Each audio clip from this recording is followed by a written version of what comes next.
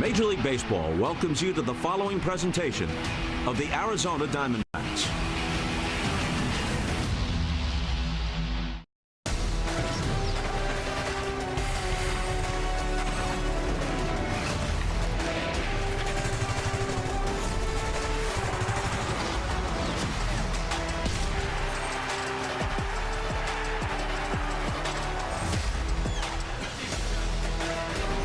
Progressive presents Arizona Diamondbacks baseball. We are back tonight for Game 2 against the Athletics as we raise the curtain on Cole Drake. The rookie left-hander is on the mound tonight for his Major League debut, and we'll be watching on D-Backs TV. Good evening from Chase Field. Welcome to the broadcast. Steve Berthiaume and Bob Brenly here with you. Last night we saw rookie left-hander Mitch Bratt on the mound for the Diamondbacks, acquired from the Rangers in a midseason deal last year.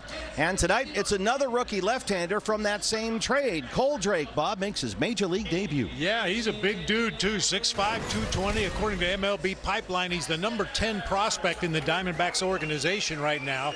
He had 2 appearances in Reno in the month of July, one as a starter, one as a reliever, went a perfect 2-0 with a 2.08 ERA. Yeah, Torey Lovullo told us today Cole Drake has enough of a fastball to throw it where he wants. Just pound the zone, mix your stuff. That's been the message, they think, somewhere 90-95 pitches tonight. Your Progressive player profile, he's up against the right-hander for the Athletics, Jack Perkins. Diamondbacks beat Perkins last August at Sacramento. Yeah, the numbers aren't pretty for Perkins this season, but they weren't real pretty for the starter for the A's last night either, so they got to get to him early.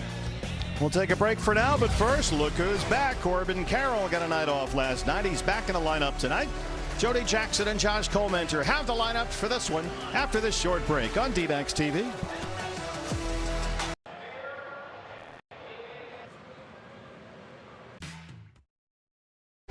Diamondbacks baseball is brought to you by Progressive Insurance. Bundle home and auto for a double play of savings. Start a quote by visiting progressive.com. By Ram Trucks, hurry in for the Ram Declaration of Deals. Nothing stops Ram. By Lincoln Financial, make your pastimes last a lifetime.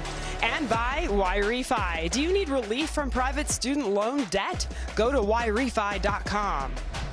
Corbin Carroll through the years, and the All-Star is back in the lineup here tonight. Jody Jackson alongside Josh Colmenter. But with Corbin Carroll, when we've seen him be nicked up and then return to the lineup quickly, well, it's not the first time that we've been amazed by his toughness. Let's take a look back. July of 2023, Corbin leaves a game against the Mets with right shoulder discomfort after this scary-looking swing.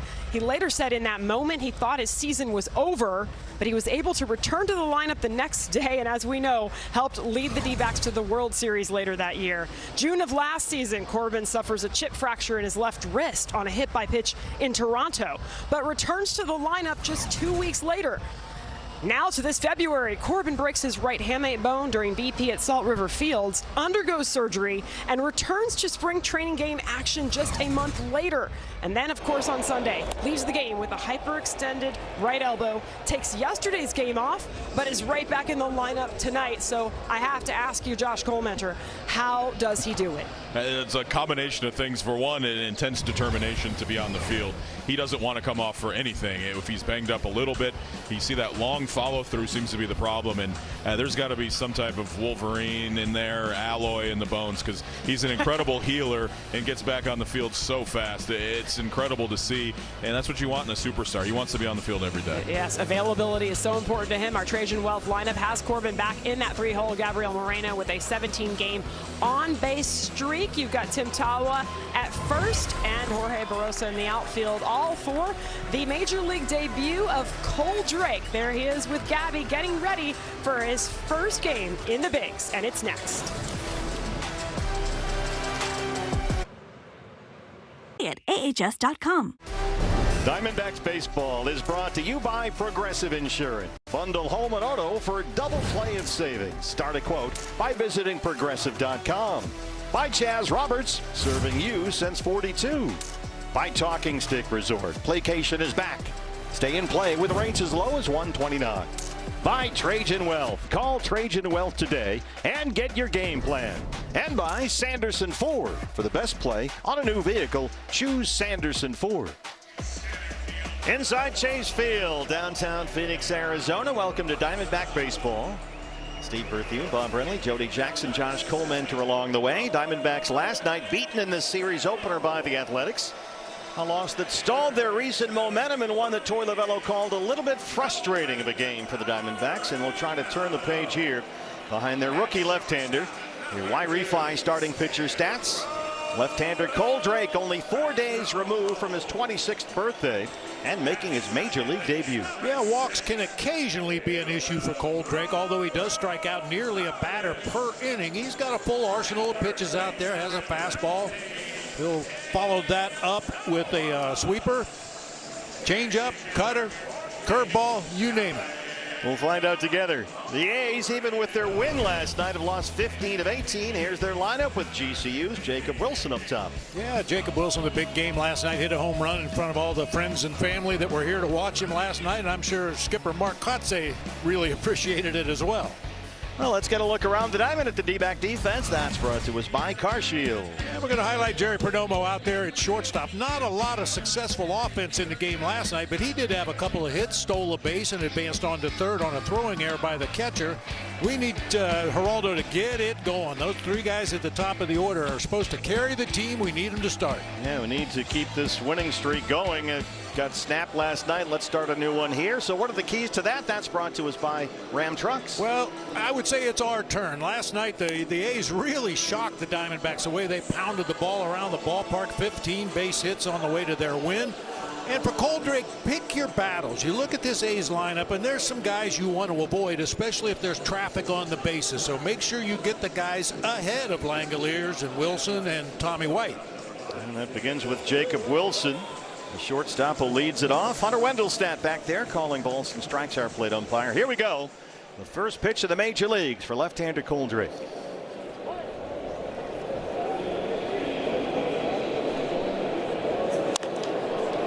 And Wilson jumps on the first one, hits it to shallow center. Here comes Jorge Barosa. And a good start for Cole Drake. One pitch, one out. There you go. The whole family's here. Well, this is what Cole Drake has to offer. You see that high four-seam fastball.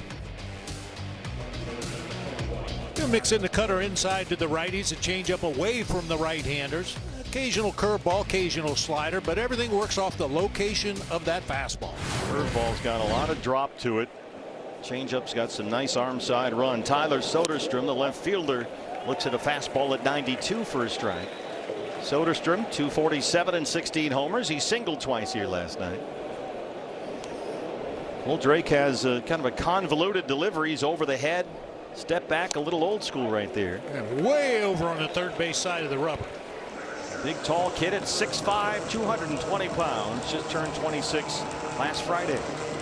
It's 0-2 on Soderstrom with Langoliers, the all-star on deck.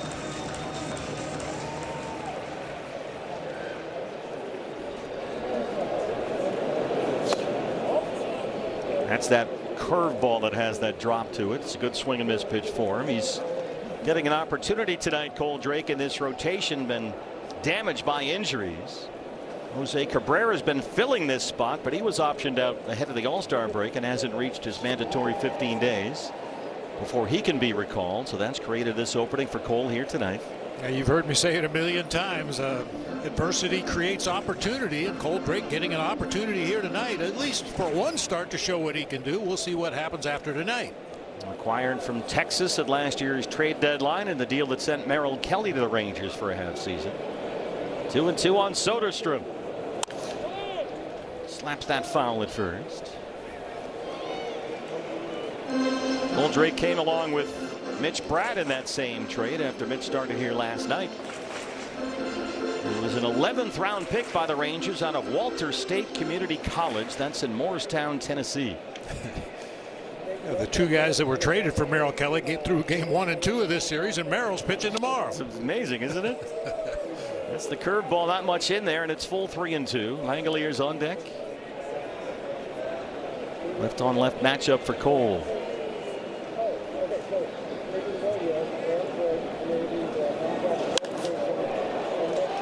Behind third, Arenado. 10 gold gloves. I think he's got this one. And here comes Langoliers.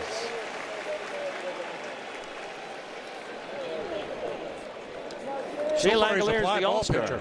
He's a fly ball pitcher. So far, 100%. Langoliers leads the A's in hits and homers. He's hit in 5 straight games. Got a couple of home runs along that stretch. An all-star for the A's this year.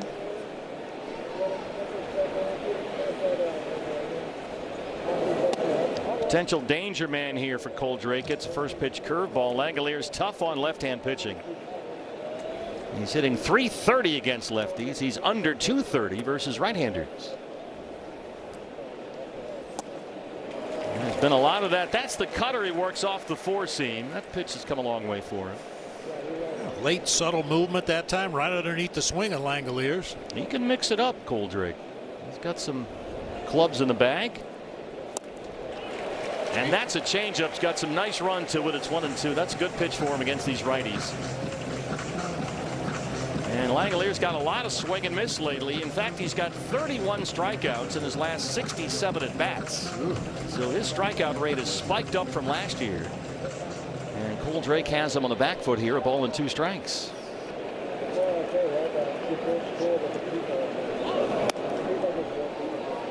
Shows him that high fastball. Cole Drake with the fastball can touch 95. He's generally 93-ish like we just saw. Jonah Heim on deck. Now it's 2-2. Won't bite on the curve. Well, you know, this young man would like to get in that dugout and take a breath. Just get this 1-2-3 first and stop everything from spinning around. I'm sure it's going a mile a minute right now. Back-to-back full counts. 3-2. Here it is.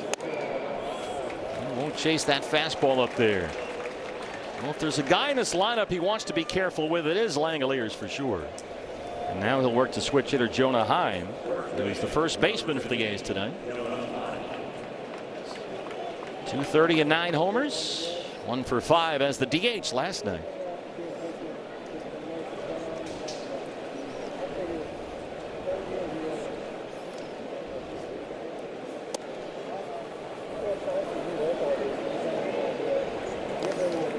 You may have noticed Gabby right there. Before he threw the ball back to Cole Drake, he just kind of dropped his shoulders, just relaxed, put his hands about a foot apart right in the middle of the strike zone. Just bring it in here.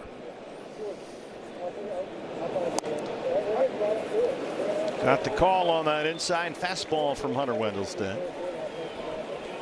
He can touch mid-90s with that heater. It's got some ride to it, and the cutter to go along with it as kind of a companion pitch.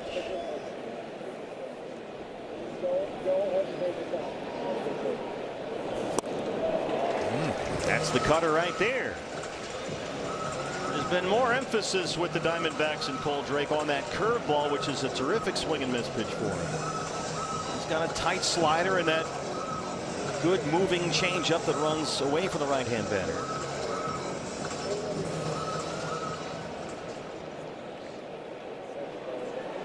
One and 2 on Jonah Heim. Swing and a miss. That's the changeup. And Cole Drake's got his first major league strikeout. 1 in the books for the kid. And the Diamondbacks are coming up.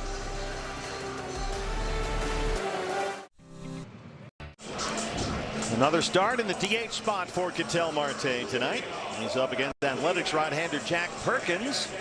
Out there for the A's, his second season in the big leagues. This year he's worked as a long man in the bullpen. He's worked in short relief as a closer. He's got 3 saves, and he's also made 6 starts. Yeah, big-time strikeout pitcher, 72 punch-outs in just over 57 innings. Has a big fastball in the upper 90s, a sweeper. Throws a change to the left. He's an occasional cutter. Marte from the left side.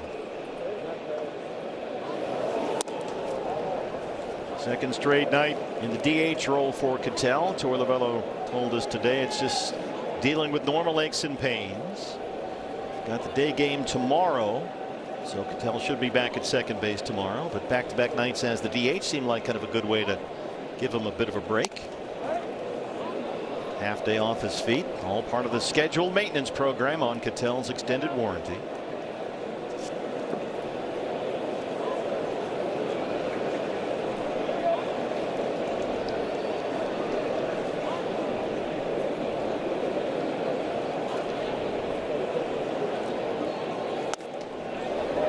Saw Marte launch a home run off lefty Jeffrey Springs last night. His first home run in July, after he closed June with homers in 5 of the last 6 games last month. He was on quite a home run tear there for a while. Up there now with a count of 2 balls and 1 strike. Staying patient. Yeah, this is good. Last night Cattell only saw 3 pitches in his first 2 at bats. He's already seen 4 in this one. Perdomo on deck behind him. 3-1 from the right-hander Jack Perkins.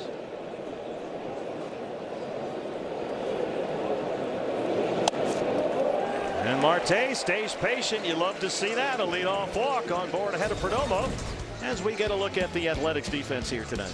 Whoa, Tommy White last night, his first game here at Chase Field, had 4 hits in the ball game. Good looking young player down there at third base tonight. Yeah, it was just his 3rd career major league game. Just got called up last week. Man on for Jerry.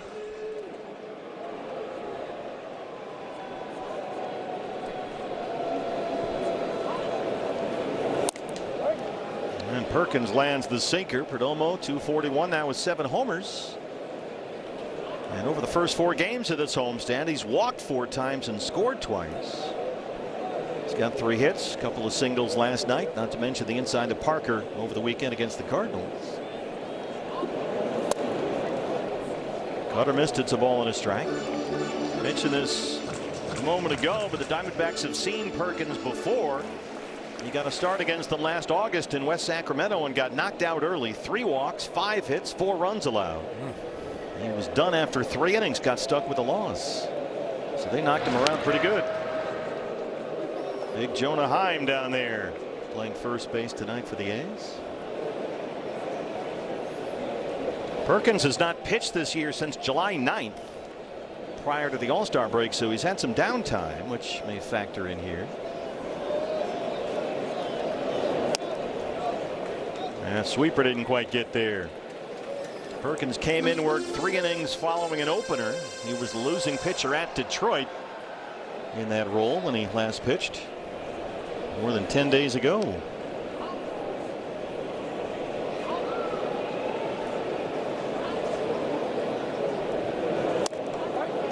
Dropped a sweeper through the front door that time. Got a little sweep on that one. The other one just never took the break. Good to have Corbin back tonight. He's on deck in right field, coming off that hyperextended elbow the other day. A well-earned off day last night. 2-2 on Perdomo. There he gets it in the air to center. Bolte, the rookie's out there.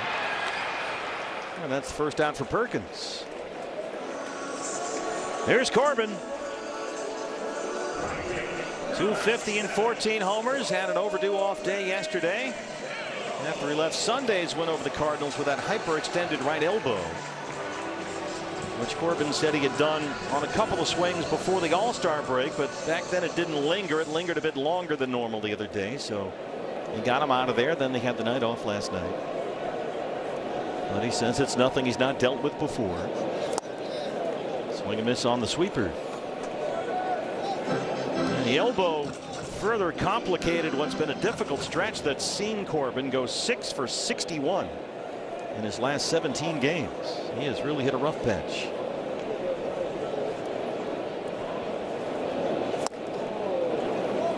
That's new.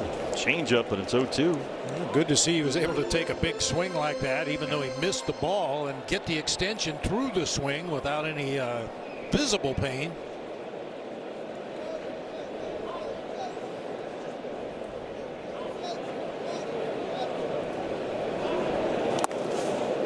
Nice pick back there by Langoliers to keep Marte at first base. That changeup was a scud from Perkins. Good range back there by Langoliers. This ball is way over in the left-handed batter's box. Just reaches over backhand, then checks on Marte down there at first base. An American League All-Star for the A's this year, Shane Langoliers. 1-2 on Corbin Carroll. Zoom ball, four-seamer, sailed up and away at 97. Gabriel Moreno on deck.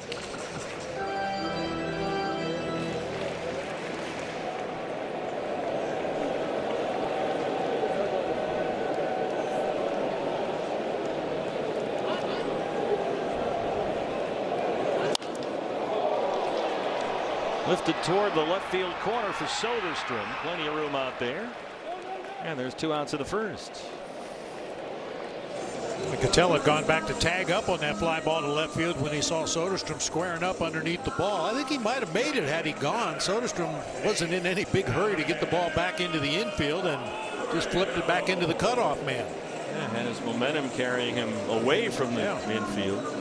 Here's Gabby, 303 and 6 homers. He singled in last night's game.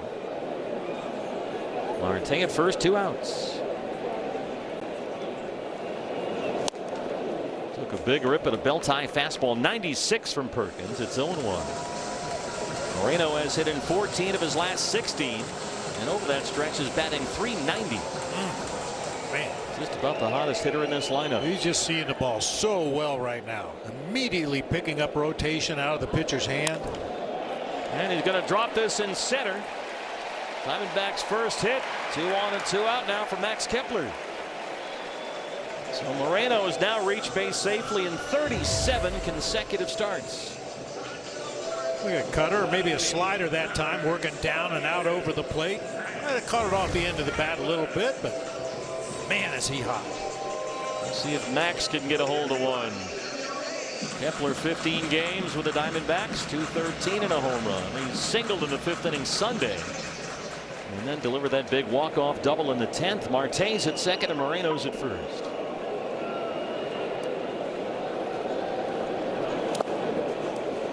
Well, Max had the big dramatic hit here Sunday, but he's kind of quietly become a critical bat in the middle of this lineup. He has hit in 6 of his last 8 games, and in those 8 games has got 9 runs batted in, so he has delivered here. And more often than not, he's done what the at-bat asked him to do. Move a runner from second to third. He put down a beautiful bunt. He's a ball player. Went down and got that 2-strike pitch for that big double on Sunday. Saw a home run at San Diego. Chance to score first here. It's 2 balls and no strikes on Max Kepler. 2 on and 2 out.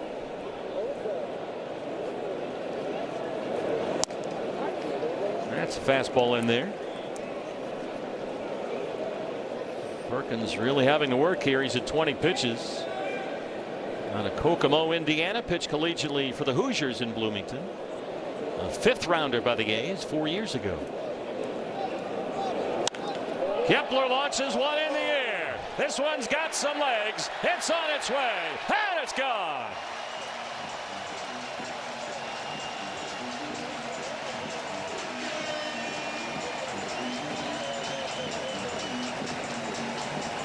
Well, this is what they did last August in Sacramento against Jack Perkins. They knocked him out early.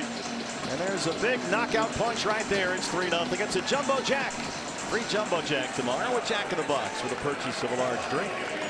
I like it. You may recall our #1 key to the game today was it's our turn, and Max Kepler took that to heart. He hit a bullet out of here to right field.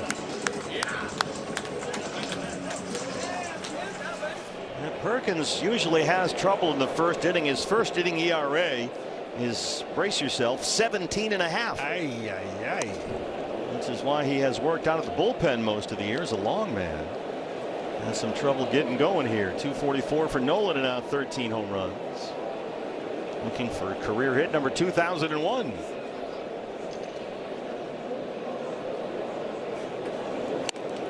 Nice early lead for Cole Drake.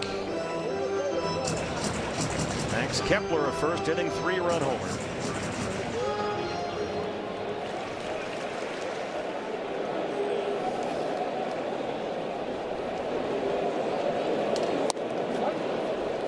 Fastball's in there. Nolan's doubled in the 5th inning last night. Was that historic 2000th hit? He said even in a loss it was pretty cool. Yeah. Said I'm not going to lie, felt really good. Yeah, we kind of joked last night. It seems appropriate that it was a rocket line drive down the left field line. Malika Williams able to track that one down. Max Kepler second as a Diamondback into the right field seats, and after one they lead the Athletics 3-0.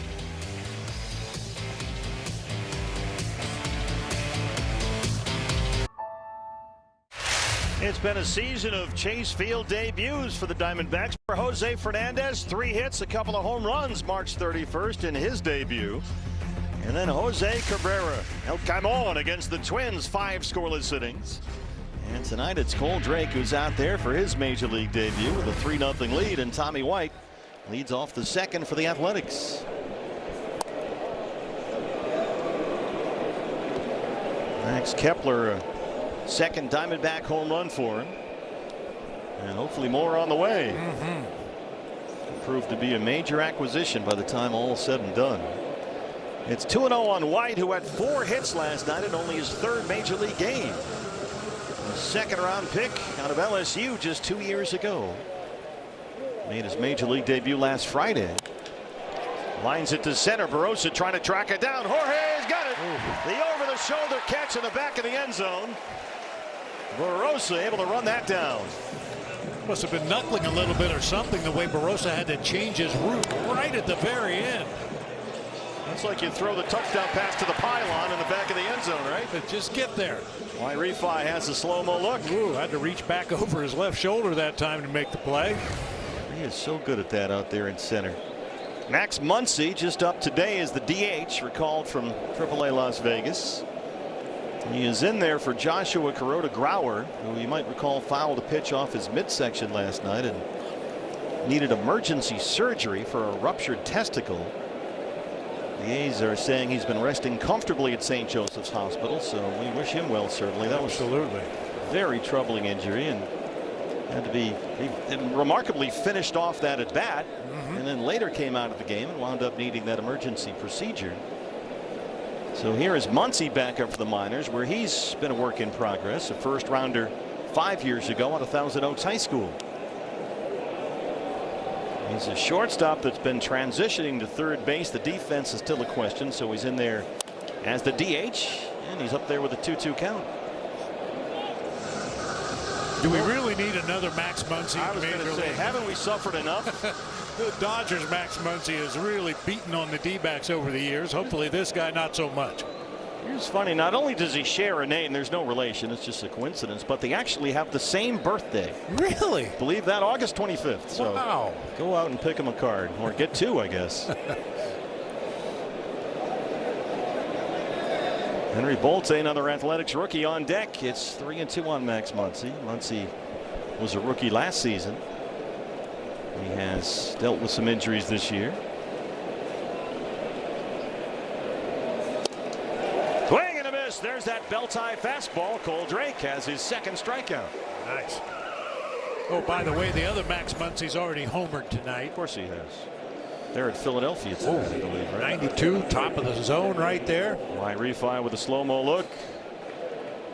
You combo that high fastball with the cutter and then the big droppy curveball, the changeup. He's got some stuff out there. Bolte, the center fielder, gets a fastball, fouls it back. He's 22 years old, Henry Bolte, 258, 3 homers. He was 0 for 3 with a sacrifice last night. He was the only A in the lineup last night that did not get a hit, or at least his spot in the lineup. He was batting 9th yesterday. Yeah, the A's had 5 runs on 15 hits. They out-hit the Diamondbacks 15-8 last night, and won it 5-2. Could have been a lot worse. They made a couple outs on the bases, had a runner thrown out at home plate, had a runner thrown out at 2nd base attempting to steal. And they got a couple of home runs. Kuroda-Grauer in the 2nd and Jacob Wilson in the 5th. Here's Mitch Bratt. Mitch went 4 2/3, nearly finished the 5 innings there last night. Just drops a little curveball in there for strike 2. Looking for a 1-2-3 second with a 3-0 lead. It's the rookie lefty Cole Drake.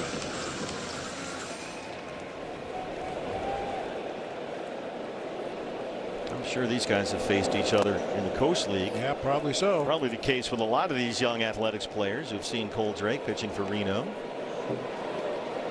Lawrence Butler, the right fielder, would be next. It's 3-2 on Bolte. Back-to-back full counts for Cole.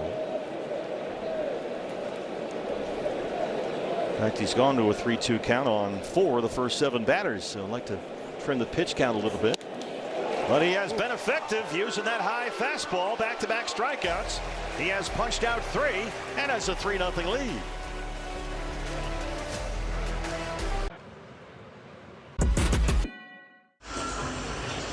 0-0 Diamondbacks, and Cole Drake with his first career strikeout in that first inning, using that changeup to get the right-hander Jonah Heim.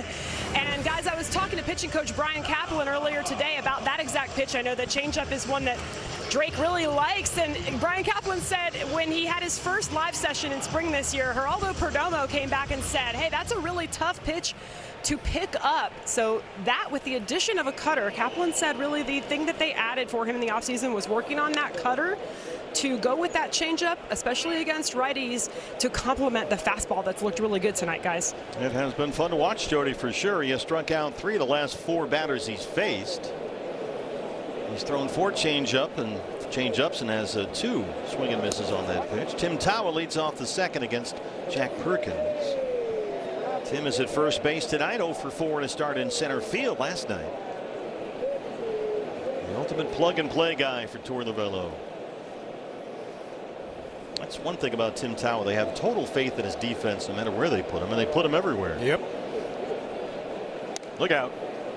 The sweeper kind of backed up.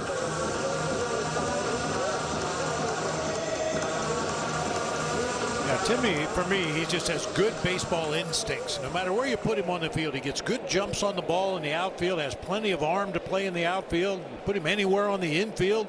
Yeah, there's a high trust factor there. A little low. 3-1 on the fastball. Eldemaro Vargas on deck. Then it's Jorge Barrosa. Perkins coming off a 25 pitch first.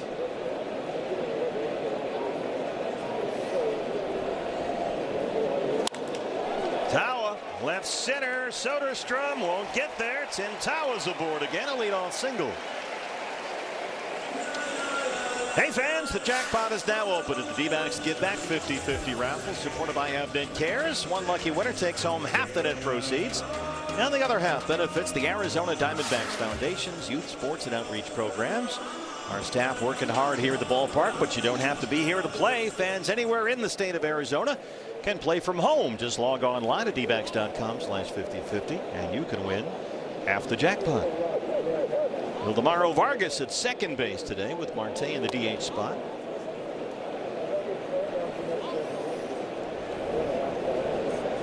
Vargas singled in his start at second last night. He tripled against the Cardinals earlier on this homestand. 258 on the year. Vargas has Tommy White drawn in at third base, anticipating a possible bunt for a base hit. Leaves a big hole on that left side. Chops it foul at first.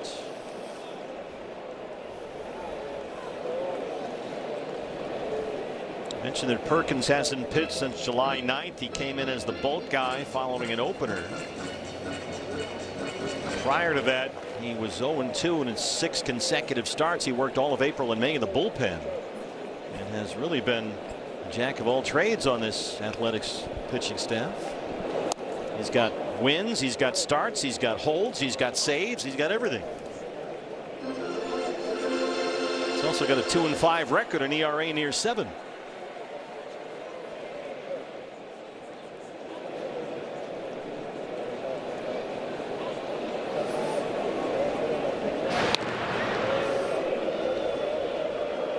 Perkins' last start previous to this, July 3rd, he was hit hard by the Marlins in West Sacramento.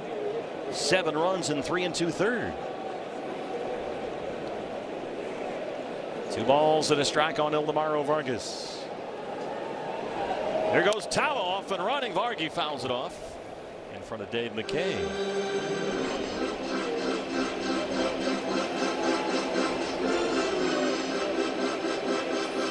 That used to be an almost automatic hit and run count, 2-1. The pitcher doesn't want to go 3-1 and have to throw a fastball, although they rarely do that anymore anyway. But yeah, 2-1 counts used to always be a real good hit and run count, figuring that the pitcher wants to throw a strike in that count and get the runner moving and hope the hitter finds a hole. Yeah, nowadays, if you're in a quote-unquote hitter's count, you're going to get spin most of the time. Now the 2-2. Tim holds it first. Vargas gets under this one. Lawrence Butler in right field. Hey fans, if the D-backs hit a double, you get $15 off your next Uber Eats order of $30 or more. Speaking of doubles, here's Jorge Barrosa, who walked, doubled, and scored in his start in right field last night, filling in for Corbin. He's in center field tonight. And batting ninth. Diamondbacks the early lead, a 3-run homer in the first by Max Kepler. And Perkins at this rate throwing a lot of pitches.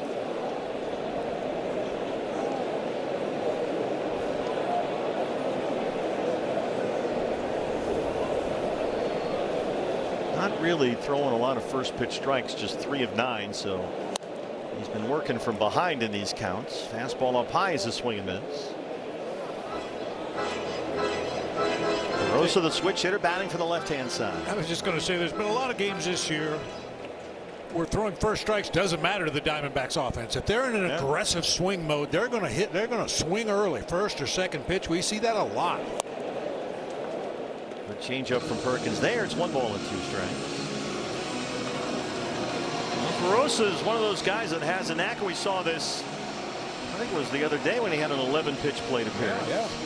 He can keep the at-bat alive. He can extend the at-bat until he can get something better to hit. He was doing that a lot earlier this year. Not in this case. Another changeup from Perkins, a good one when he gets his first strikeout, and there's 2 outs in the second.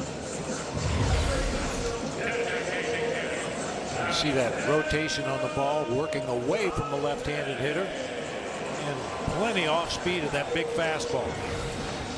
Here's Ketel Marte coming up in the next half inning, top of the third. We're going to talk in the booth live with Ryder Helfrich, the Diamondbacks' first-round pick in this year's draft out of the University of Arkansas. He was down there taking batting practice today. And Marte slices this one near the line in left. Soderstrom's there. So when we come back, we'll talk to the #1 pick this year, Ryder Helfrich, on D-Backs TV.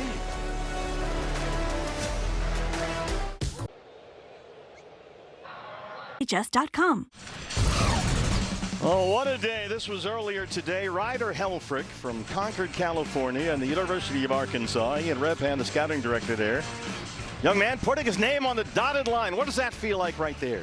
I mean, it's something you obviously dream about when you're 4 years old playing baseball. Finally, to be able to do it is unreal. Do you sit down and they put the pen in your hand and you're, oh my gosh, this is it, right? Yeah, I mean, sat down, I got everybody in there, and I'm like, okay, like this is for real. No turning back now. So, what's your day been like today? I can't, because it's a whole car wash. You got to meet everybody. You've probably been introduced to 1,000 people today. You're signing your name. You're taking batting practice. What's today been like?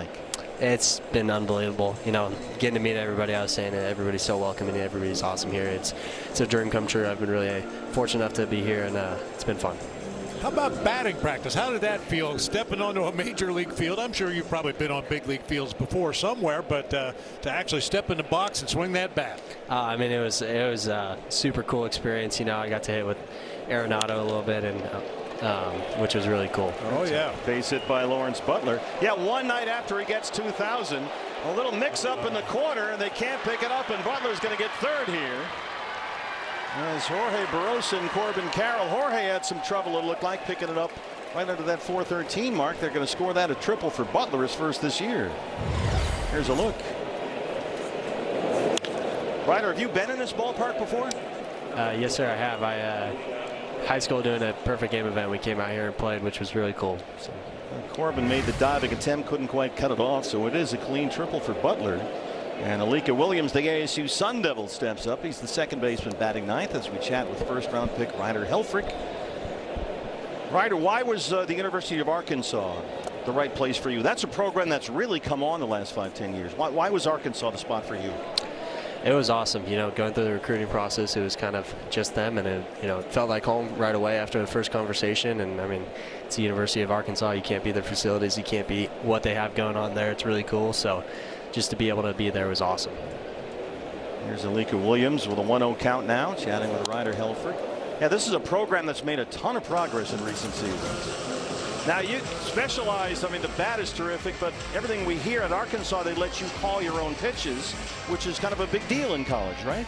Yeah, I mean, it's definitely something that not everybody gets to do. So to be able to have the trust within the coaches to be able to do that, it's pretty surreal. Now we know, from what I understand, most of the college coaches call the pitches, right? Yes, sir. So how did you get the right to do that? Did you something you earned? Did you negotiate that, or did they figure, hey, this kid's got pretty sharp, we should let him do it? It was actually James McCann. He was there, and he was the first one to walk into DVH's office and say something like, hey, I want to call pitches. So it was pretty cool because it's just been on now. Every catcher at Arkansas, that's something like for you to catch, you have to have the trust within the coaches to call the game. And so, yeah, it's been pretty cool. Wow, good for James McCann. How about that? Malika Williams is the hitter. Vargas can't quite get it. Butler's going to come home. So some athletics hits, finding some weak spots in the outfield, and the A's have a run. Back-to-back hits open up the third against Cole Drake. Yeah, Ryder, you're originally from California, correct? Concord, is that right? Yes, sir. A lot of good schools in California. Were you being recruited out there, I would assume? Yeah, a little bit out there, but I knew I wanted to go to the SEC and play out there, so okay. It was kind of always where I wanted to be and saw myself. Talking with Ryder Helfrich, Diamondbacks first-round pick in the draft this year, 15th overall. What was it like watching the draft? Because we talked to Ian Rebhan. They were thrilled that you were there at 15. Did you expect to go earlier? How'd that work for you? You know, I was just kind of wherever I was going, it was meant to be. I wasn't really trying to worry about it too much, and I mean, I'm super excited to be here. I mean, you hear nothing but great things about the Diamondbacks organization, and everybody here has been awesome. Yeah, they treat everybody well here. It really is a Diamondback family. They run the organization that way, so you're in good hands. How are the folks taking this? How have they helped you through this, and what have they experienced? You know, it's been awesome. I have my brothers here, I have my mom. Just kind of everybody being here has been really cool. Just taking it all in as well, and you know, they're nothing but support from them during this time. It's important, right? For sure. Well, you're next to a former, well, I was going to say former Diamondback catcher, but a former catcher. Right. I almost said old catcher. Well. Caught myself at the last minute, but now I've blown it. Diamondback manager 25 years ago, World Series champ. Yeah, well, and you probably met Gonzo already. Mm-hmm. Everybody has to meet Gonzo. Ooh. Cole Drake having a tough inning here. Jacob Wilson takes one.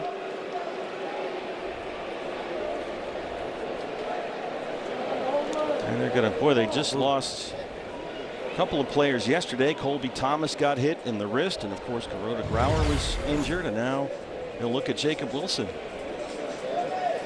I'm sure you played in some summer leagues, Ryder, where you use wood bats. What was that adjustment like going from the aluminum to wood? I kind of like it. I've always been more of a wood bat fan. So in college, I swung a one piece, which was as close as you can get to a wood bat. And yeah, so.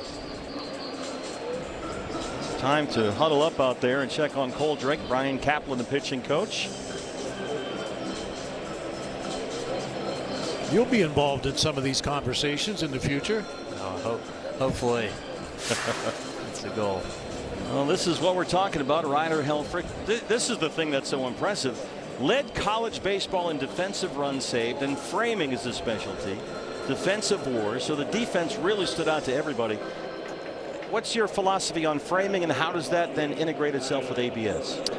Yeah, I mean, I got to use ABS in the tournament, the SEC tournament, which was really cool, kind of getting that first-hand experience with it. But, I mean, I don't know. I'm interested to see how it'll affect it or whatnot, but framing's really important to me.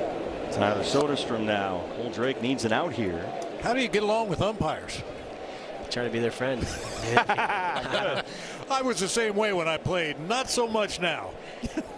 Hunter Wendelstedt back there. Yeah, that's an important part of your job as a catcher. Have that relationship with the plate umpire. Maybe block a few balls in the dirt like that and save the umpire. Definitely. You might get those borderline calls later in the ball game. Well, it's not like you haven't played on the big stage, Ryder. I mean, the SEC is the SEC. I mean, you said yourself, you're from California. You wanted to be in the SEC. That's as big as it gets college baseball wise. So this type of environment must not be all too unfamiliar for you. Yeah, I mean, we get to open up at Arlington every year and get a good crowd there with Arkansas fans and all of that. So, but I mean, it doesn't beat a big league game. Jay Langoliers, the all-star on deck as we chat with Ryder Helfrich. Diamondback first-round pick, 15th overall in the first round this year. 3-1 Soderstrom. Cole Drake could really use it out here. And And the bases are loaded. So you step onto this field. Let's take a look at some batting practice video today. You're in there with Nolan Arenado a night after he got his 2000th hit. Quite a moment. Tell us about this. Yeah, I mean, it's just, trying to take it all in, just kind of be in the moment, try to be there as much as possible. And I mean, like I said earlier, everybody was really nice. It was nice talking to him. He's awesome, really good guy. Well, hanging out with James McCann and Nolan Arenado, that's a good start. Yeah, it's a pretty good start, I'd say. So what does your near future look like? We know you put your name on the paper today, so what happens now? Yeah, good question. Yeah, I mean, we're over at Scottsdale right now, just doing a mini camp right now, draft camp, kind of getting used to the things, lots of meetings, but getting our feet wet. And I mean, just being around all of the other guys that got drafted has been really fun as well. Getting to meet them, a bunch of different personalities, a bunch of different people, but it's part of baseball. You're always moving and to meet new people. Williams at third, Wilson at second, Soderstrom at first. All-star Shea Langoliers in there. That's coming back here. It's into the netting. Langoliers walked his first time. Still nobody out. 3-1. The A's have a run home as we chat with Ryder Hilford. Well, Cole Drake is violating our second key to the game, which was pick your battles. We were hoping he could face guys like Langoliers and Wilson with nobody on base, but here he is facing one of the best hitters in the A's lineup with the bases loaded. And a guy that's hitting .330 against lefties this year walked his first time.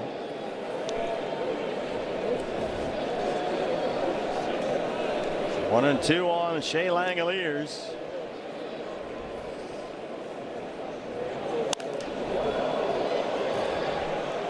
So what do you like to do away from the baseball field? Oh, nothing much. I'm being from Arkansas, or playing in Arkansas, everybody's hunting, fishing, doing all that, and that's not for me. I'm not that big of a guy. Cam Koschel loves it. He's trying to get me out to do it and never could really get me out. So. You don't play guitar, do you? Uh-oh, here we go. I'm looking to start a band. I'll start trying.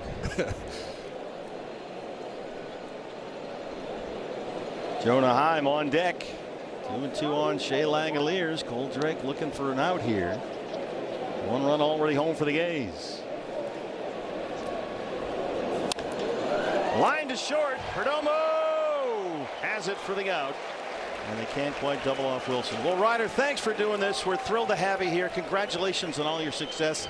And we'll see you back here soon. Yes, sir. I really appreciate it. Ryder Best of luck Helford, to you, Ryder. Diamondback first round pick. And he's on his way. It all starts today.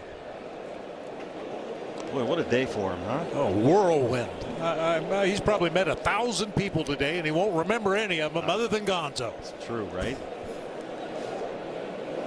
So they get a big breakout, a big break there with one out. Now here's Heim, who struck out to win the first. One run home for the A's. That's going to get into the seats out of play.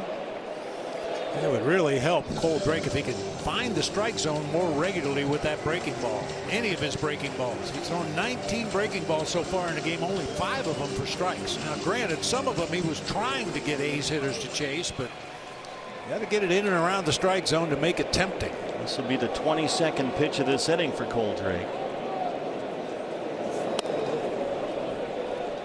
He was only at 33 pitches through his first 2 innings. He's really labored here. The Butler triple that sort of split the gap between Carroll and Barossa in right center. And Alika Williams had the RBI hit.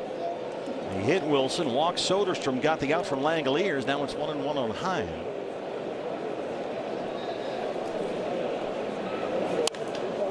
Roll to third. Arenado for 1. Vargas turns it. Oh boy, did he need that. Great job by Cole Drake. Gets that double play ball, gets 2 outs, and gets out of the third.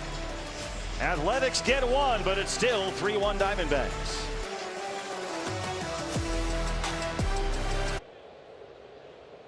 For life. Here's a look around the league. Watch this one go. Fernando Tatis Jr. in Atlanta.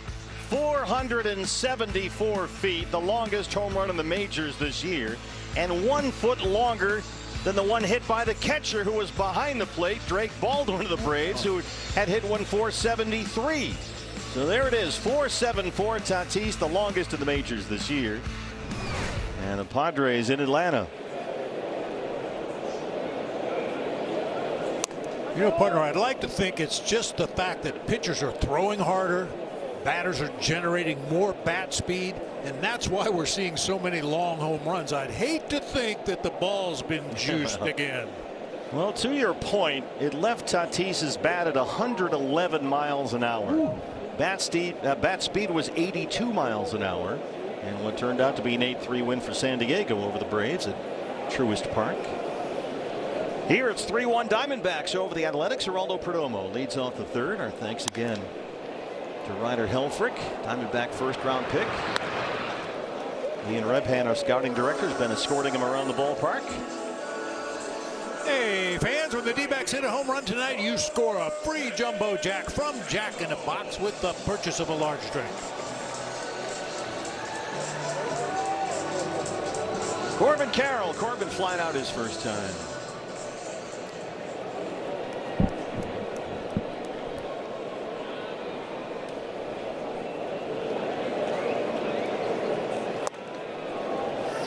We don't see him do it very often, if at all, but if Corbin wanted to, he could drop a bunt down that third base side and walk to first base right now. A lot of room on that left side.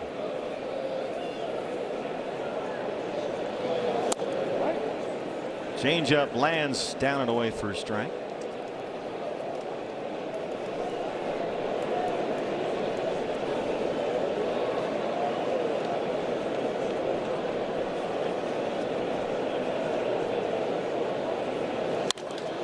Hit hard up the middle and into center, a base hit for Corbin. And one on base runner now for Gabriel Moreno. Gabby singled and scored his first time up. And here's a look at our On a Mission, brought to you by Navy Federal Credit Union. And boy, has Gabby ever been on a mission. A 17-game on base streak. He's hitting .371 in those 17 games. And walked more than he struck out, getting on base at a .466 clip. He has hit safely in 15 of those 17, by the way.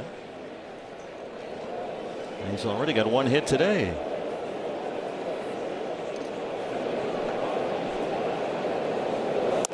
Pulls back on that bunt attempt and takes a cutter for a strike. I'm just speculating here, but I think Gabby, he's going to take that pitch anyway and give Corbin Carroll a chance to get to second base somehow. He had a big lead over there at first, was moving towards second base. I thought he might go ahead and go that time, and so did Gabby. Jonah Heim, the former Gold Glove catcher with the Rangers, is filling in at first base tonight for the Gays.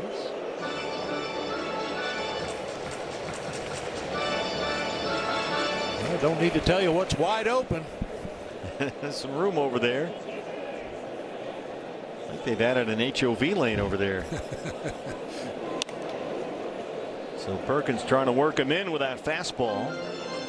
I'm amazed every team doesn't pitch Gabby right in there. Don't let him get anything on the outer half, otherwise it's a base hit to right field.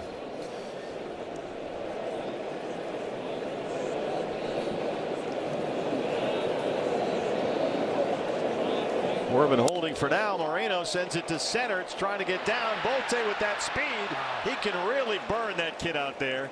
Wow. He's got tremendous foot speed. Henry Bolte able to run it down. I thought that ball was going to get down for sure off the bat of Gabby Moreno. He didn't get all of it. I thought it might drop in front of Bolte, but man, did he close ground quickly. He's a big, tall kid at 6'3", just 22 years old. And 44 stolen bases in the minors last year. That speed is his real calling card, and just saw why. A chance for Kepler now, who hit the 3-run home run in the first, his second as a Diamondback.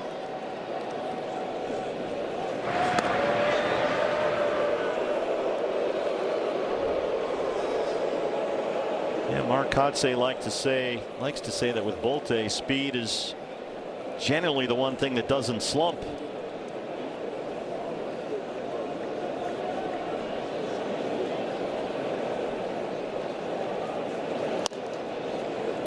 Fastball up and away. It's 1-1 to Kepler.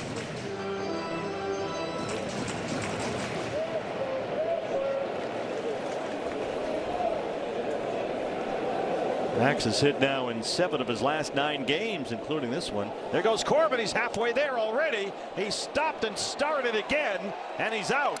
Boy, Corbin was halfway to second and hit the brakes, and then decided he was committed already. Steven Jasinski, the second base ump, says that he's out, and they're going to challenge. Boy, that was Corbin got one of those massive Dave McKay jumps and kind of panicked a bit, maybe. Arizona is challenging the out call at second base. Wondering if Perkins was going to step off. Watch Corbin Carroll here. And what do they say about bacon and eggs? One's involved, the other's committed. It looked like Wilson came up with the glove a little bit before slapping the tag back down, and I think that gave Corbin enough chance to get that foot in there. Oh, yeah, you're right on that angle. I think you're right. We'll take a look at New York. There's a live look inside the replay operations center. We've had a tour of that facility in Midtown Manhattan, and it looks like a baseball mission control. And you can see the umpiring crew huddled up in front of all the different angles. Vic Carapazza is up there top right. He's the crew chief, the first base umpire tonight, waiting for the word from New York. Here's a look from Dirt Cam. After review, the call on the field is overturned. The runner is safe. Arizona retains. There you go. Stolen base for Corbin. That's his 11th. And another chance for Kepler. One of the most disjointed stolen bases you'll ever see. And if you weren't with us last night, Langoliers can throw behind the plate. He's got a big arm back there.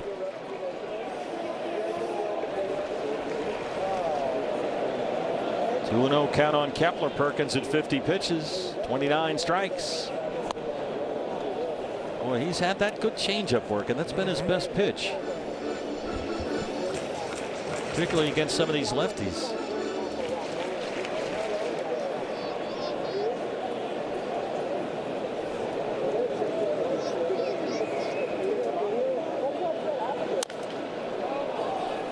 Went right back to it. That was Corbin's 11 stolen bases. You get another look at Max Kepler teeing one up, a 3-run bomb back in that first inning, giving Cole Drake a little breathing room to start the game. I was just going to say about Corbin Carroll, that was his 11th stolen base this year. He stole 54 back in 2023. He stole 35 in 24. He stole 32 last year, so hopefully he'll pick up the pace a little bit. Part of the problem is that this extended slump that you're talking about a 6-week-long slump now. He's just not on base all that often. He's got a sub 300 OBP, which is the main culprit there. Arenado would be next. It's a full count on Kepler, 3-2.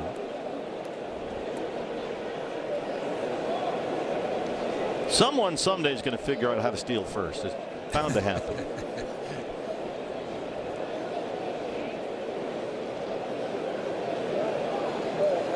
Now the 3-2. Slicing on a play.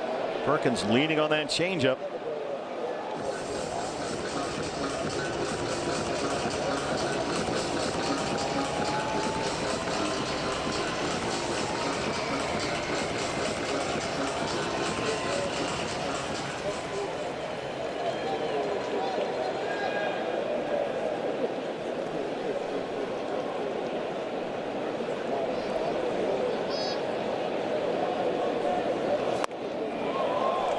Got him with the sweeper. Second strikeout for Perkins. They strand Corbin at second through 3. It's 3-1 Diamondbacks.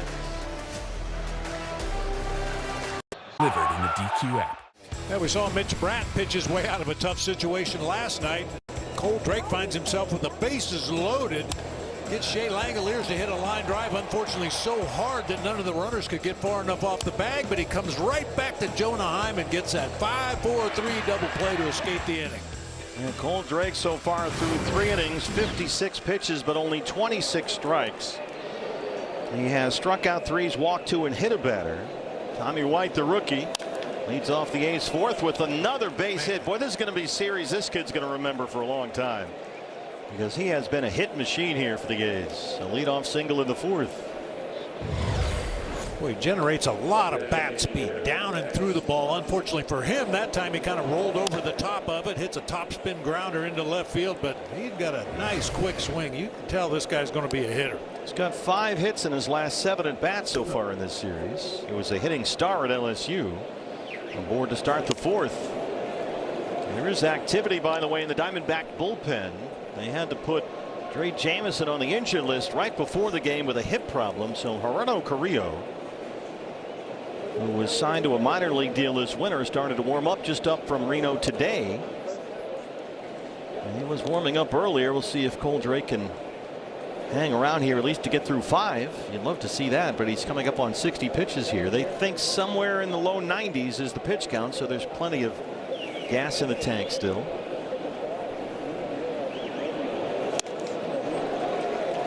There's that changeup. Boy, both these guys leaned on that changeup, Perkins and Drake.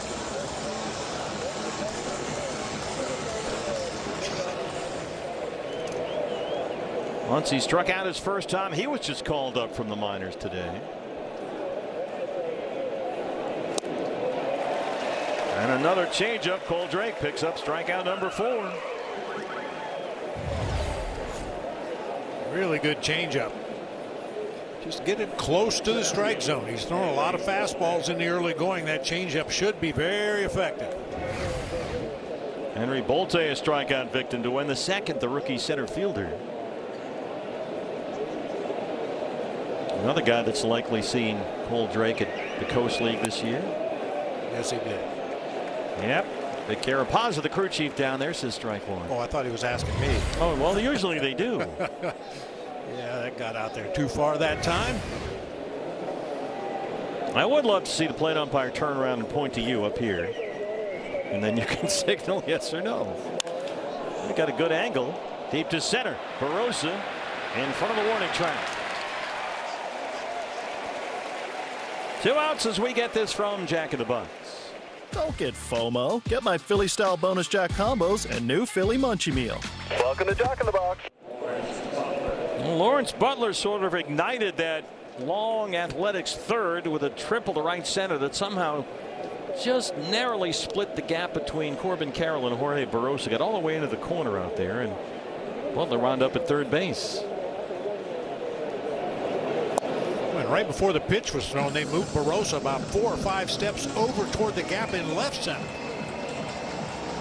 Butler singled twice, scored a run after he came into last night's game to replace Colby Thomas, who'd been hit by a pitch. Thomas not in the starting lineup tonight. He's got a wrist contusion. And Butler is one of the young guys around whom they're going to build. He's 26 years old. His 3rd full season in the majors. He's got the contract extension already, 7 years, $65.5 million.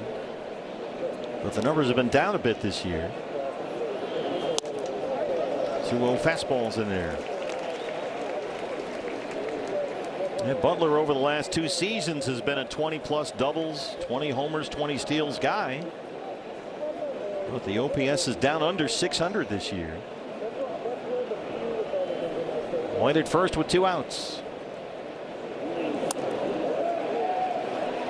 Yes, he did. Nick Lentz. It's 2-2.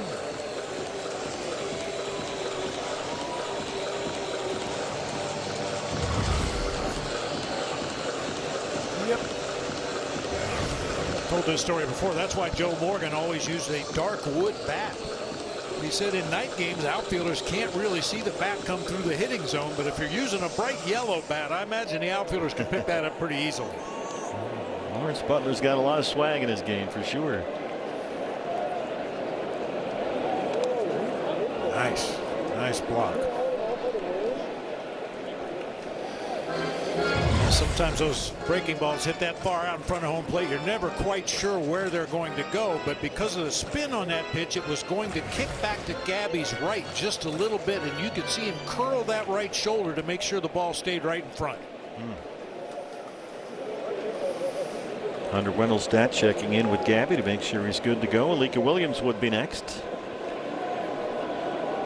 Tommy White at first. 3-2 count on Lawrence Butler. Towel playing behind the runner, White at first, and there he goes. Here it is. Short left. Max Kepler's got it. And Cole Drake is through 4. The whole family's here, watching him with a 3-1 lead. All season long. Nolan, who's been such a big contributor this year, his first season in Arizona. Future Hall of Famer, tip your cap. Ah, there it goes. Nolan Arenado, it's another one. That's his 12th. It's on its way. And we are tied. He's done it. 2,000 career hits for the great Nolan Arenado. And looking for 2001, he leads off the 4th. Diamondbacks with a 3-1 lead. Arenado in there against right-hander Jack Perkins, who's at 55 pitches through 3. Don't forget, fans, in honor of Nolan's 2,000 career hits, the first 2,000 fans to use the code NOLAN2K can unlock $10 bleacher tickets to the whole series against the Rockies, August 10, 11, and 12. It's a flash sale. There's not many left. We sold a whole bunch last night. So you got to get on this today because they're going fast. First 2,000 fans to use the code NOLAN2K will unlock $10 bleacher tickets to the 3 games against the Rockies, August 10th, 11th, and 12th. Get your tickets right now at dbacks.com. There's only about, from what I understand, less than 300 left. They were going fast last night. $10 bleacher ticket to all 3 games against Colorado, August 10, 11, and 12. Nolan's former team, of course, so some nice marketing synergy there. And the foul tip, Langoliers hangs on. Perkins gets strikeout number 3. Let's check in with Jody Jackson. Jody. Yeah, guys, I just wanted to echo some of the sentiments that Nolan had after the game yesterday. And you guys know him being around now and in the Diamondbacks clubhouse, such a humble and down-to-earth guy for being a superstar player. And one thing he said a couple of times is, this is a team that wanted me, talking about the Diamondbacks. But he said it did feel strange because they were rivals for so long. He said, of course, this stadium is where he made his debut in the big leagues. And in 2019, he got his 1,000th hit. That was in Colorado. He thought 2,000 was rightfully in his sights, and he just said the last couple of years it's been harder. He doubted himself. So last night was very, very sweet for him, and he was grateful to the fans for the ovation that he got. Yeah, the fans were terrific last night. Here's Tim Tawa. Nolan's been on a nice run here. 313 over these last 9 games. 3 doubles and 3 homers. It comes right after he hit the .196 in June. He went through a tough stretch there in June last month, Nolan Arenado. That is chopped to third. The rookie White. And Nolan admitted that when he was really slumping in June, he thought, you know what, I might not even get this. He might not get to 2,000. He just was not at a good mental spot in June, he said. But boy, he's really turned it around in July. I'll tell you, I see a lot of similarities between Nolan Arenado and former D-back third baseman Matt Williams. Both tremendous defenders. Of course, Nolan set the bar really high for all third basemen. Both good power hitters, but the intensity with which they play the game. The big Marine Matty, he was the guy. I mean, we'd see him sitting down at the end of the dugout some games just staring into space, that 1,000-yard stare. And you knew he was going to do whatever he had to do to help the D-backs win a game that night, every night. I see a lot of the same from Nolan. Boy, he gets after it. I told him we've talked many times, and I've told him, when Bob and I would come up here early in the afternoon to get ready for a game and you were playing the Rockies, we'd watch you practice those throws at third base from all kinds of different spots, and you could see the work ethic way back then and how it's translated over a brilliant career. Kind of like Goldie that way. Both those guys sort of natural talent for sure, but they made themselves into superstars. Yep. Just through the work ethic.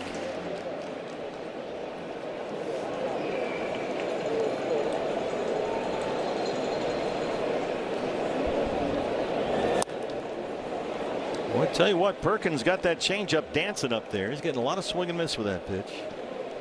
He's really settled down after that 3-run Kepler homer. He's given up only 2 hits, both singles. He hasn't walked a batter since walking Marte to start the game. And he's got 3 strikeouts, so he's settled down pretty well here. It looked like he might not survive that first inning there for a bit.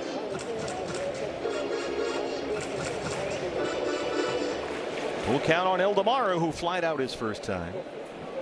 Start tonight at second base.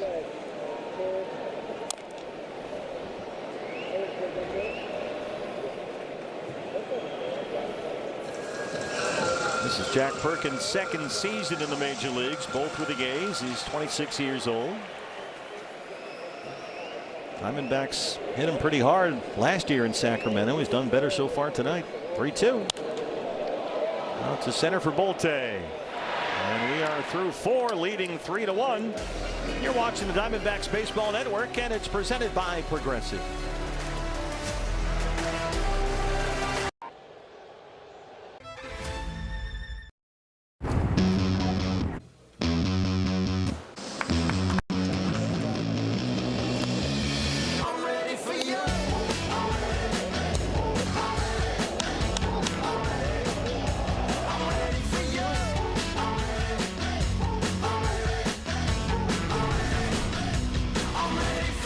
Max Kepler was ready. A 3-run home run in the first. That's provided the lead for Cole Drake in his major league debut, facing Alika Williams to lead off the A's 5th. Cole now at 70 pitches in the ball game. 36 strikes. He has walked 2 and hit a batter. He's punched out 4 and allowed only 3 hits. Williams had the RBI single in the 3rd after Butler had tripled. Cole Drake is a native Texan coming out of high school in Texas. He had an unusual route to the big leagues, Cole Drake. Just talked to Ryder Hefflich about his trip to Arkansas. Cole Drake was coming up through the back roads. He pitched a season at Division II Arkansas Tech and then ran into COVID, which really complicated things, as it did for just about everybody. Fastball swinging and miss. He wound up at Walter State Community College, which is in Morristown, Tennessee. And he led them to the Junior College World Series and led all JUCO pitchers in wins and strikeouts that year. He was National JUCO Pitcher of the Year, and that's when the Rangers got him with an 11th round pick in the 2022 draft. He put up some pretty impressive numbers. Corbin near the line.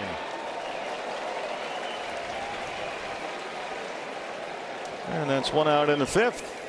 The ultimate goal of any major league fan is to see it all, and you can do that. The MLB Journey to 30 sweepstakes, presented by T-Mobile, the ultimate bucket list for any baseball fan. You can enter right now for your chance to win trips to all 30 ballparks. That's right, all 30. MLB.com/Journey to 30 sweeps. Jacob Wilson, Grand Canyon product, has flat out. He was hit by pitches last time up. Cole Drake at Walter State Community College through 93 innings that year, had 160 strikeouts. Yikes. He went 14-0 and was pitcher of the year at that level. There's a swing and bunt off the bat of Wilson. Nice job by Cole. He's got 2 quick outs here, and he'll face Tyler Soderstrom. He wasn't in the greatest physical shape. I mean, you go to junior college, the facilities aren't what they would be, say, in the SEC, obviously. So there was some work to do physically. The Texas Rangers staff really got with him. They got him to shed some weight, got him moving a lot more efficiently, kind of exploding down the mound. That's when the fastball velo ticked up, and got a lot more action on his cut fastball. This might be playable for Gabby. It's near the on-deck circle, and he can't quite get it. There was a lot of raw material with Cole Drake, and the Rangers lab rats got him in there and got him on a program, and he's been what they consider to be a player development and scouting success story. Now here he is in the big leagues. I think that ball actually grazed off the netting high above where Gabby was trying to make that play right there. 1-1 on Soderstrom, who's popped out and walked. Check swing foul, and it's 0-2. Well, this would be a nice hurdle to clear for Cole Drake. Get through 5 with a 3-1 lead and see if they can get you home with a W.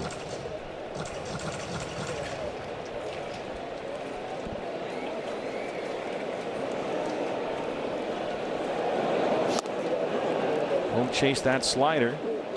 That's a pitch that's come along nicely for him. It's usually a pretty tight, sharp slider. He's got a lot of weapons out there.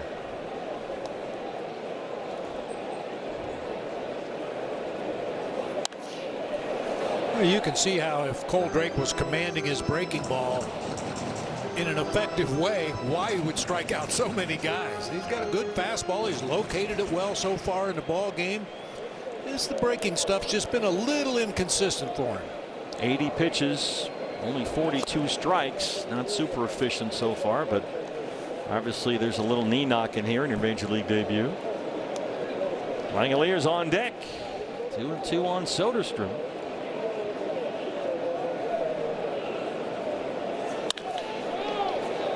And that rolls by Tao at first. 2-out single. Just the 4th hit for the Athletics. And here comes Langeliers. Yeah, talking about that inconsistent breaking ball. He's thrown 16 curveballs in the game so far, only 3 for strikes. Boy, if he's throwing that pitch for strikes when he wants to, that's when the strikeouts follow. Ryan Kaplan's going to head out to the mound, and the bullpen will get busy again behind Cole Drake. You really want to get him through this inning, but he's got the most dangerous hitter in this lineup at the plate in Langeliers. Taylor Clark is the pitcher down there getting loose. As we get this from Tim Hovick and Santan Ford. Can only launch one hot dog at a time. What's the point? Hey, Tori. You guys got to stop ordering hot dog cannons from my office. Hey, we're just trying to improve the fan experience. I think you'd be in favor of that. A hot dog cannon that can shoot multiple hot dogs. Oh, I'd love it. One at a time. Yeah, there's Bob Melvin. He's the special assistant to baseball ops for the Oakland A's now. Of course, he was my bench coach. He was the manager here for a while. And Mel was talking about, we had Ryder Helfrich in the booth, and he was talking about getting together with all the other draft picks, probably over at Salt River Fields, I'm assuming. Mel had the same thing today with all the A's draft picks. That time, you got to get them indoctrinated and spread them out along the minor league system. And Langeliers, remember, he's a .330 hitter this year against left-hand pitching. This is a big out to get for Cole Drake with activity behind him in the bullpen. Soderstrom at first and 2 outs.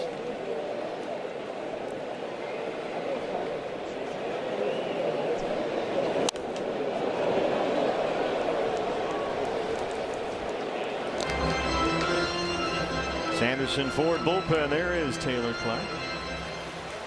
Yeah, we had a little bit of a reunion today. Bob Melvin in town, as I mentioned, a special advisor to baseball ops. Mike Aldretti is the bench coach. We were all teammates for the San Francisco Giants back in the day. You guys down memory lane, then you get Gonzo in there as well. Talking 0-1.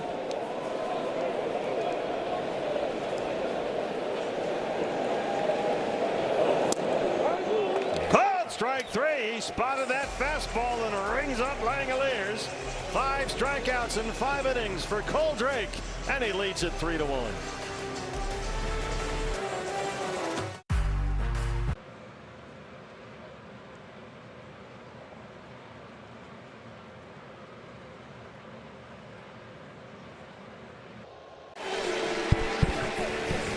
Now there's the handshake from the skipper, Torey Lovullo. A big strikeout for Cole Drake to get Langeliers to end that 5th inning.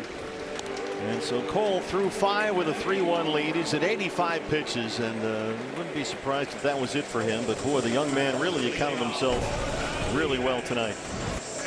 Yeah, and as I mentioned before, I think the big thing I take away from this game is he didn't even have his good breaking stuff tonight. He really got by with a fastball and a changeup. An occasional curveball got in there for a strike, but man, when he starts getting that secondary stuff in the zone, look out. Yeah, get a little more efficient. 85 pitches, 46 for strikes. Perkins at 69 pitches through 4. Barossa, number 9 hitter, leads off the 5th. Diamondbacks a 3-1 lead. Each team has 4 hits. Max Kepler, a 3-run home run in the 1st. His 2nd as a Diamondback. Alika Williams, a Sun Devil, an RBI single in the 3rd for the only Athletics run.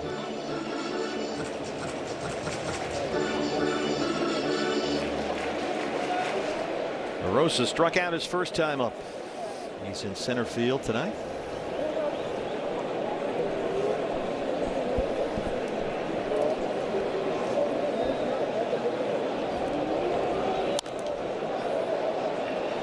Left that changeup in a bad spot.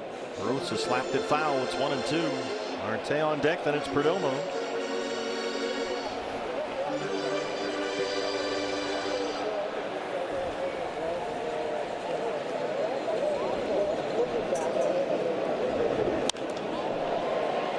to left for Soderstrom.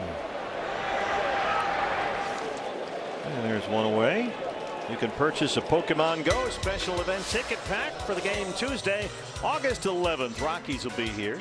You'll get a ticket to the game plus an exclusive Pokemon Go hat. Visit dbacks.com/Pokemon Go. You can pick out your particular Pokemon thing. Yeah. 6 in a row set down by Perkins. Here's Marte, who was walked and flied out.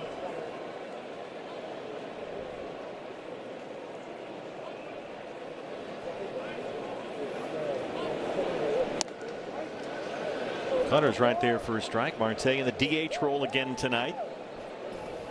Torey Lovullo felt like, well, let's just double up on the DH situations, get you some extended rest or extended half days, and then come back and play defense tomorrow afternoon. 12:30 start tomorrow. Merrill Kelly is up against left-hander Gage Jump, and then it's off on a long 4-city trip. St. Louis on Thursday for that makeup game. They've already clinched a win in the season series with the Cardinals. And then 3 at Washington, 3 at Pittsburgh, 3 at Cleveland. It's a tough trip.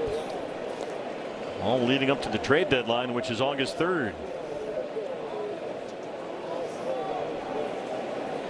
I mean, this time of year, every year, there's always a lot of trade rumors. This team needs this and that team needs that. I don't think I've ever seen quite as much as this year, however. So many teams in wild card contention in both leagues. Yeah, everybody that's within 4 or 5 games has a shot for sure. And the American League is so down this year that just about everybody is in it.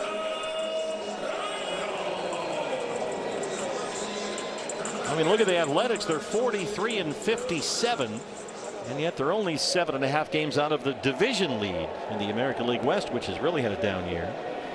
Perdomo 0 for 2.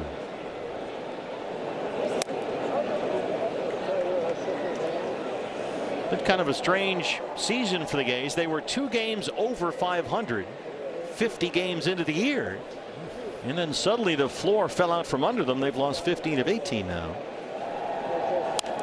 And they've not won a series since they took 2 of 3 from the Rockies in the middle of June. So it's been more than a month since they won a series. But 50 games in, they were 2 over 500 and looking good in the AL West under Mark Kotsay. They've had their share of injuries, certainly. They're without Rooker for the year after knee surgery. Kurtz is out right now. And they really don't have a whole lot of pitching. But they've got a good young position player core group they're putting together here. A lot of them already signed to long-term extensions. Perkins at 80 pitches now, 50 strikes.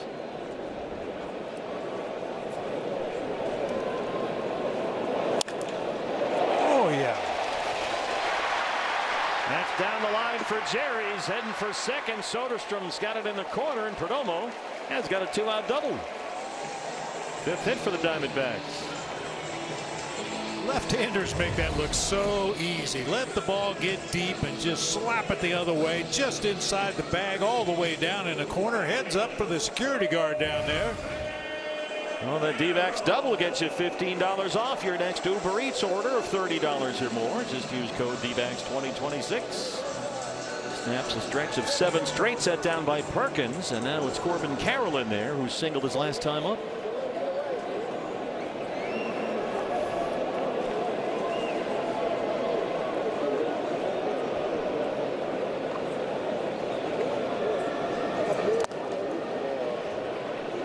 Nice job by Langoliers to keep that in front of him. Corbin back in tonight after the off day yesterday. That hyperextension in his right elbow, nothing he hasn't felt before, he said.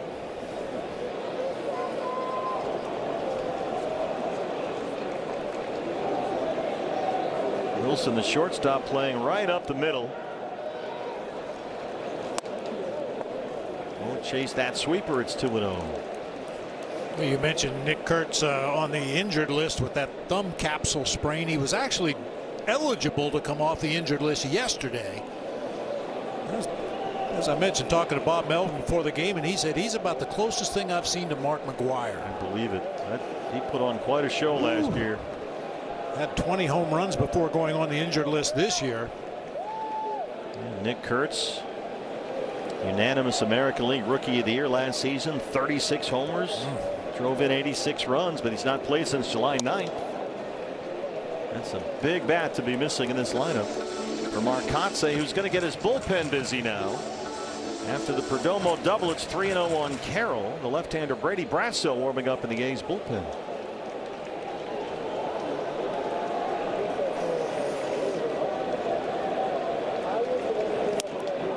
Corbin takes on a 3-0 fastball. Here's Brady Brasso. Just recalled from their AAA club in Las Vegas last week. His third time on the roster.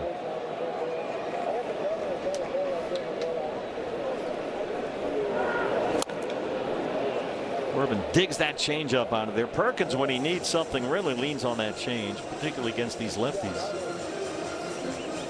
And that's the pitch you'd be concerned about if the hitter's got a hyperextended right elbow. You know, something off speed where you start the bat and get overextended, trying to get out there and get that changeup. 3-2 on Corbin. Jerry at second with 2 outs.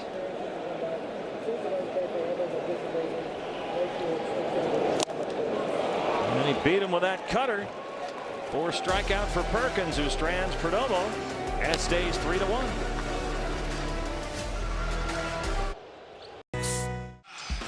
Oh, a very nice major league debut for rookie left-hander Cole Drake. Just 1 run allowed, 4 hits over 5 innings. Cole walked 2, struck out 5, got 85 pitches. And Jody Jackson is with the Drake contingent here at Chase Field. Jody. Yeah, we sure are, Steven. You're right. It was an excellent outing for Cole Drake. I'm here alongside his dad, Jeff, and his mom, Nicole. His grandmother is here as well, the family. And I just have to ask you guys, what are your emotions after watching your son go out there and pitch so well? It's a bit of a roller coaster, lots of ups and downs. That 3rd inning was a little tough and had us all on edge a little bit, but, you know, he persevered and kind of pulled out of it. So, you know, it's just great. We're just so excited, so happy for him. Yes, getting out of that 3rd inning was huge. Nicole, how was your heartbeat then? My hands were shaking. I was very nervous for him, but definitely never doubted that he could do it. He has the ability and skills to make it happen. Did you guys have any advice for him earlier today? Just be yourself. You know, I always tell him, I send him a text before every game, you know, just be a monster out there on the hill. I mean, he's 6'5", he's kind of a big kid. Just go out there and just be you. Yeah, get out there, drown out that noise, and it's just you and the batter, and have fun. That's the most important thing. You know, he's had an interesting journey, Arkansas Tech and then Walters State Community College, JUCO Pitcher of the Year, and going to the JUCO World Series. What's that been like? When did you know he had a chance to be a big leaguer? I think really those 2 years at Walters State were great. It was a great move for him, and he kind of bet on himself. And it paid off. And after that 2nd year, he started to get some interest, and you know, he had a great year. He was like 14-0 and had racked up a ton of strikeouts, and it was like, okay, maybe this can happen. And the Rangers took a chance on him, and we're grateful for that opportunity, and grateful now that he's here in Arizona. You know, we were told that he had a great heartbeat, and Mom, I mean, the poise during that 3rd inning and really the whole outing. Where does he get that from? Not me. Definitely not me. Maybe his dad. No, I think Mom's pretty stoic and pretty calm, so I think that's where that comes from for sure. He really had that changeup dancing, didn't he? Yeah, that's a great pitch for him when it's on. It's fun to watch for sure, and the cutter's been pretty good to right-handed hitters, so he's coming along. The other thing, of course, you mentioned it coming up with the Rangers, and then last year being part of that trade for Merrill Kelly, and now Merrill's in that clubhouse with him. But you guys were living in the Dallas area. That's where he went to high school. So that's always a big change, right, going from one organization to the other. Yes, so it was a really big change, but he was excited. He's excited for every opportunity that he gets. He loves the game, so it's just really fun to watch him have these opportunities. Was he nervous at all today? You know, he would probably say, yeah. You know, I talked to him about it. I said, all right, are you gonna change up your routine at all? And he's like, nope, not changing my routine.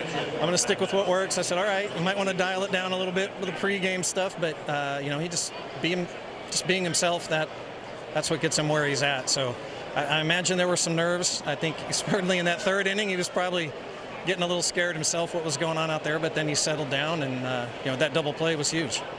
It helps when you've got Nolan Arenado out there too, right? That doesn't hurt. That's a Hall of Famer right there. So yeah, that guy playing third base, thank you very much. Guys, it's been a pleasure to watch your son go out there and pitch tonight. We look forward to many, many more. Thank you for your time. Thank you so much. Thank you. Jeff and Nicole Drake, guys, back up to you. Oh, you gotta love the Drake for sure, Jody. Love the Drake. Here's Taylor Clark facing the pinch hitter Jeff McNeil, who bats for Muncie. Now that the left-hander is out of there, they'll get McNeil's bat in there, the former Met in his first season with the A's. And what became the biggest hit in the game last night, he punched that bloop at a short right center for a 2-run pinch hit single that broke up the tie game. Up there with the bases empty and 2 outs against Taylor Clark. Yeah, the Drake family mentioned that big double play to end that third inning. Jonah Heim grounding that ball down to Nolan Arenado. I mean, some guys have a knack for that. I remember when Zach Gallen first came to the Diamondbacks. Seemed like he had traffic on the bases every inning, but he would find a way to pitch his way out of trouble, whether it was a strikeout or a ground ball for a double play. And Cole Drake showed some of that tonight. Cole's dad was right. That thing's got a little nerve-wracking there in that third. Went triple, single, hit, batter, walk. McNeil, did he bite on the slider? No, says Nick Lentz, and it's a full count, 3-2. Taylor over the weekend pitched Friday and Sunday in that Cardinal series. Looking for a 1-2-3 6th here. And Bolte, the rookie, on deck.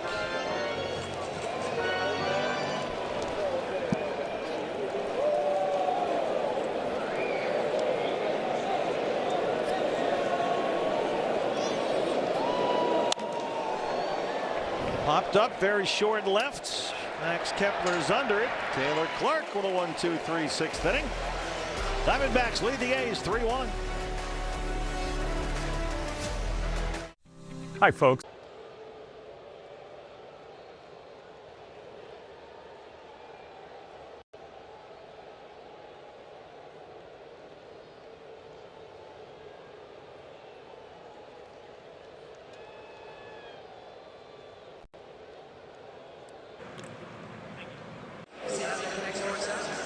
Diamondback dugout. There's a peek inside on D-backs TV. It's Diamondback baseball presented by Y-Refi. Steve Berthew, Bob Brentley, Jody Jackson, and Josh Colementor along the way. Gabriel Moreno set to lead off the 6th against the new pitcher for the Athletics.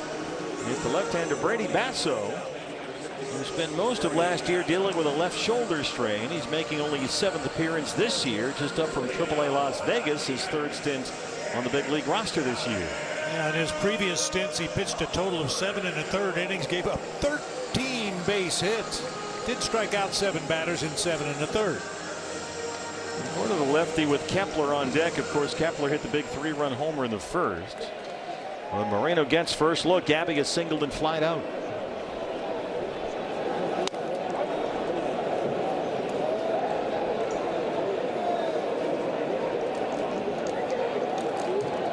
Brady Basso is out of Pearland, Texas, pitched collegiately at Oklahoma State. A 16th round pick by the A's back in 2019.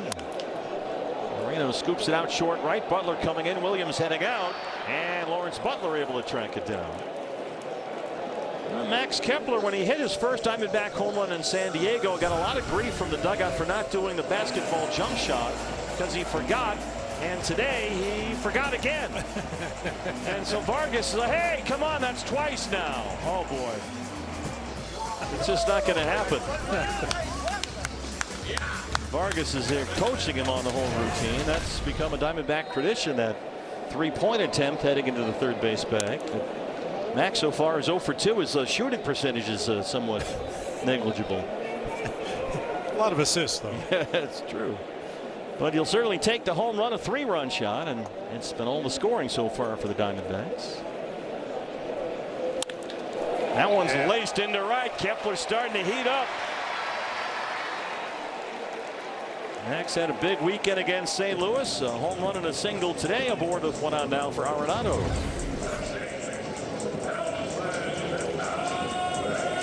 Nice swing against the lefty. Sticks that shoulder right in there and rips that ball into right field. Mark Kotsay has 3 lefties available out of his bullpen. We saw 2 of them last night, and the one we didn't see is on the mound right now. Steady parade of righties and switch hitters now behind Kepler. Here's Nolan 0 for 2. And the curveball's in dirt. Talked about Nolan's struggles in June. He admitted he was not in a good mental spot in June. He hit under 200 for the month, but July's been a whole lot better. 4 doubles, 4 homers. He's got 10 RBIs in 14 games this month.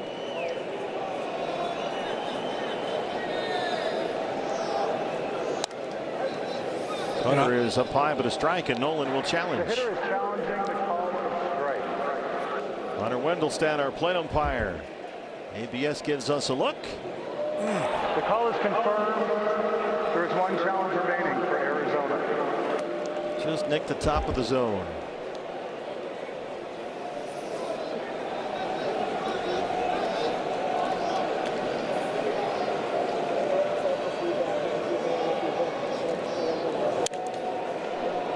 Fought it off. Backpedaling is Wilson at short. 2 outs in the 6th. Brings up Tim Tower.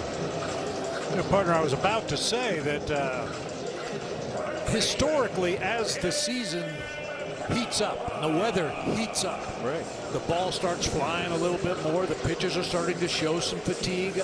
I don't have any numbers to back this up. I'll get my staff working on it, but it just seems like historically, once the weather turns and we get into summer baseball, that's when the offense really starts to explode.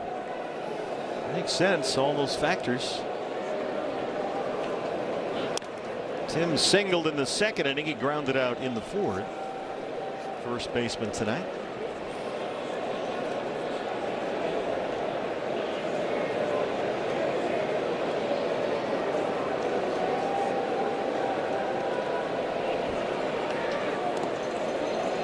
One offer at that curve.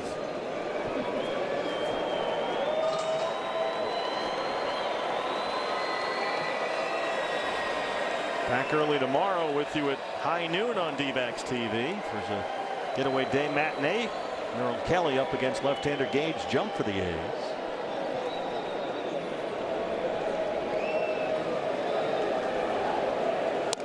You pointed out it's kind of a remarkable coincidence that Mitch Brad and Cole Drake both traded for Merrill Kelly last season. Have pitched in the same series as Merrill Kelly, who goes tomorrow. Juan Murillo in a Diamondback bullpen. I think that was almost the universal consensus here when Merrill was traded at the deadline with that expiring contract last year, that, well, they can get some prospects for him and just bring him back, re-sign him as a free agent, and that's exactly what happened. More activity in the A's bullpen. Tower right to White at 3rd. And they're able to strand that Kepler single. 7th inning on the way. It's still 3-1 Diamondbacks. This copyrighted telecast is presented by authority of the Arizona Diamondbacks and may not be reproduced or retransmitted in any form. And the accounts and descriptions of this game may not be disseminated without the express written consent of the Arizona Diamondbacks. Well, rookie left-hander Cole Drake went through 5 innings in his major league debut. The lead is still 3-1. The bullpen trying to get Cole the W in his first big league game. Taylor Clark a 1-2-3-6. There's Juan Murillo to start the 7th. 43 appearances. He got 4 huge outs in the 9th and 10th and was the winning pitcher in that remarkable comeback game Sunday over the Cardinals. Henry Bolte, the rookie center fielder, leads it off for the A's. Bolte 0 for 2. He's 22 years old, Henry Bolte. Big, tall kid, 6'3". He's had a learning curve here. He's going to challenge Hunter Wendelstedt. The hitter is challenging the strike call. Bolte, as he steps in here, is just 3 for his last 34.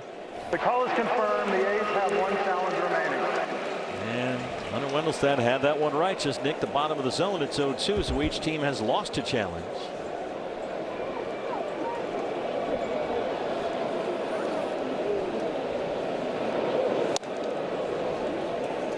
you're an A's fan, you're watching this really young core group of players mold themselves into one unit. They've got an interesting group here they've put together. They've drafted well. Bolte, a second rounder out of Palo Alto High School, and here he is in the big leagues playing center field at 22 years old. This is a guy they want to give plenty of time to develop. Of course, the A's fans, we know what they've been through. Oh yeah, it's been quite a lot. They were in Philadelphia, of course, forever. Connie Mack, and then they were in Kansas City, and then Oakland, and they were going to go, they were going to stay, they were going to go, they were going to stay, and now they're leaving Las Vegas. 2028. In the meantime, they're at Sacramento, the Giants AAA facility. And they do a nice job there. Changeup, and Bolte is a strikeout victim. Murillo's so effective with that big fastball. If he starts throwing that changeup to go along with it like this, that's filthy. Look at that thing move. Wow. What a weapon Murillo has become. Lawrence Butler has tripled and flied out.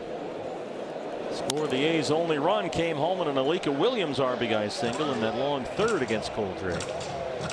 And Butler's another guy around whom they're going to build a 7-year, $65 million deal. Williams' spot is due up next, but there's a pinch hitter in the on-deck circle for Mark Kotsay. It's Donovan Walton, a left-hand bat, who will hit for Williams. Just picked him up from the Angels over the trade deadline. He was let go by LA. 0-1 on Butler.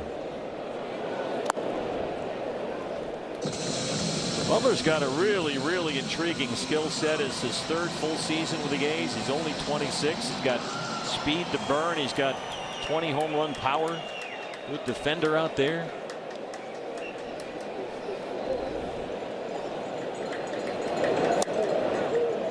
Changeup is off the side. Lawrence Butler's looking around.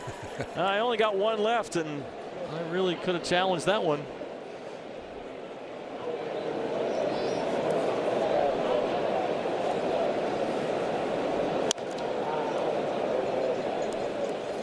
.99 fouled away.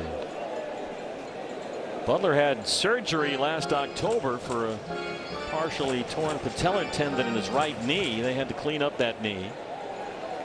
And then needed an injection in his left knee as well, something he played through last year. So he was pretty beat up last season. So his spring training was delayed after all those knee procedures. Didn't really get going until late March. And he's had a bit of a slow start this year as a result.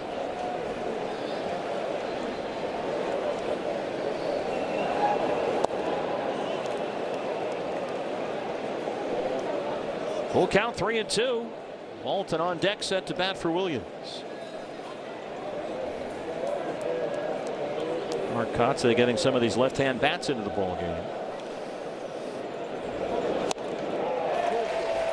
Well, when in doubt, Murillo could just gas it up and blow it right by you. Yeah, just a challenge fastball. Here's my best. See what you can do with it. Right down the middle and right by him. He's got that ability to just bully guys, just kick sand in their faces and dismiss any intrigue and get bad. So Walton announced as the pinch hitter for Alika Williams. It's Donovan Walton, who's appeared in only 4 games for the A's after he was waived by the Angels at the All-Star break.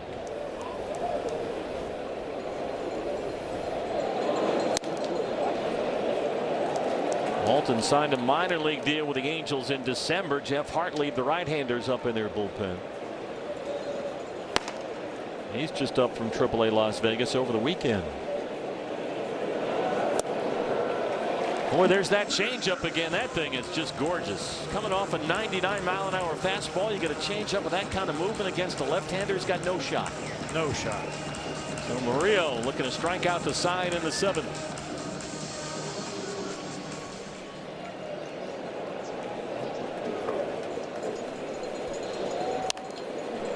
Trying to slap it up that third base line. Arenado well off the bag over there. Walton's been around the block a couple of times. Previous 6 seasons he's played with Seattle, the Giants, the Phillies. Last year signed a minor league deal with the Mets, but did not appear in a game for New York. This year, the Angels and the A's trying to change again, and it's 1-2. Yeah, it's kind of surprising because Walton was hitting .319 for the Angels. Angels are a work in progress. Up high with a heater.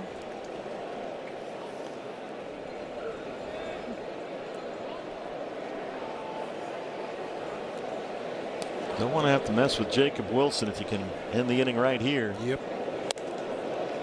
Missed with a heater. I saw Gabby take a little extra time there before delivering the ball back to Murillo. Just kind of a little breather, little reset. Missed badly with that pitch away. Full count, 3 balls and 2 strikes. Up high. Struck out the first 2.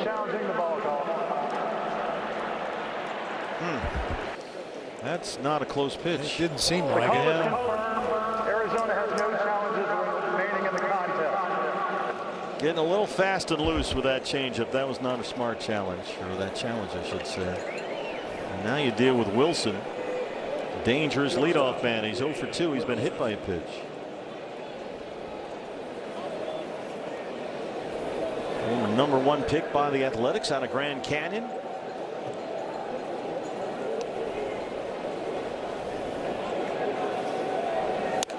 Rookie all-star for the A's last year. He's been on an absolute tear. He's got 15 hits over what is now an 8-game hitting streak, but 0 for 2 so far tonight. I had a chance to talk to Jacob a little bit before the ball game today. He said Dad's here tonight. Jack Wilson. Jack Wilson in the house somewhere. Over first. Walton is back in time. And the son of the former Major League infielder Jack Wilson played 9 of his 12 years with the Pirates. Jacob really did grow up in big league clubhouses. He was one of those kids. In fact, Dad Jack was his high school coach at Thousand Oaks.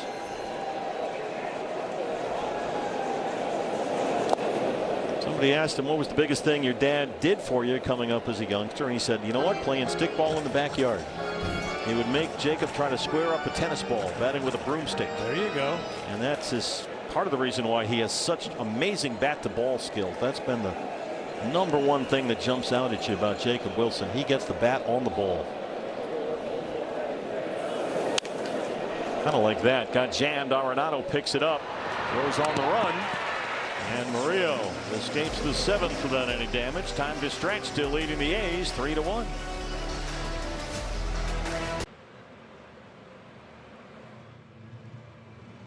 Too late. Welcome to Jock in the Box.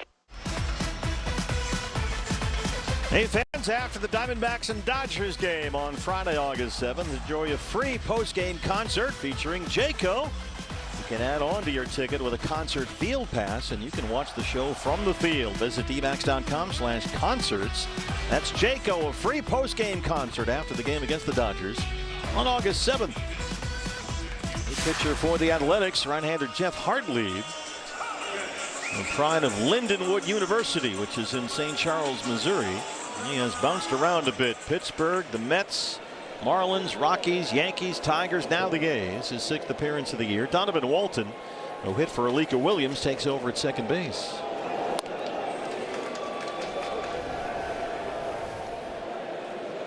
Hartlieb up from their AAA club in Las Vegas over the weekend. This is his 2nd stint on the big league roster. The A's actually DFA'd him back in July. Cleared waivers, went down to Vegas, and now he's back up here. Vargas so far 0 for 2. Hartlieb split last season between the Yankees and the Tigers. Total of only 4 appearances. This shows you if you can pitch, they'll find you. We talked about Cole Drake going to junior college. Here's Jeff Hartlieb, who pitched at Lindenwood University. The only player ever to come out of that school and play in the major leagues.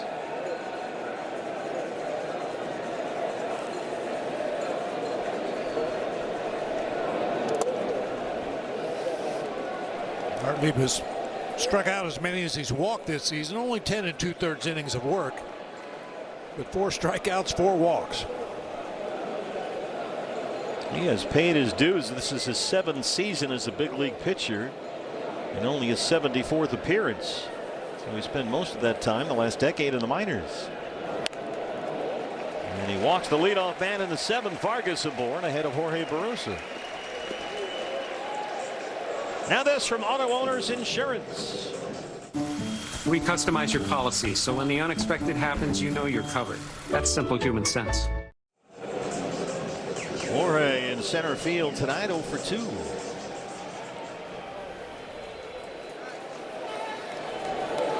Bunt that ball to Jonah Heim, see what happens. Showing bunt. You get White running in from third. Now, in this particular sacrifice situation, if indeed he's going to bunt, you want to put it down the first base side. Jonah Heim is holding on the runner over there. You can see Tommy White is already about halfway in toward home plate, so keep it away from him. Yeah, Jonah Heim, a catcher playing first base. No sign of a bunt there. It's 2-0. Hartlieb's having trouble finding the strike zone here.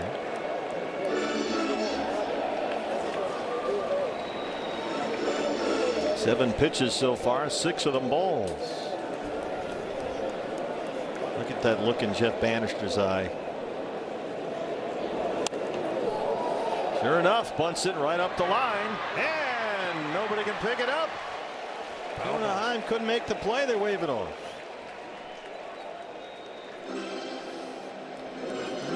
Good decision by Jonah Heim that time. Barosa was going to run right past him,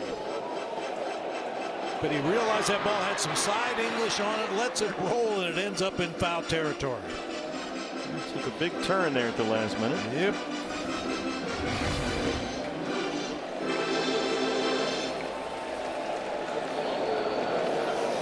I was a big fan of the hit and run right now. After showing bunt. You talked about that, the 2-1 count. Yep.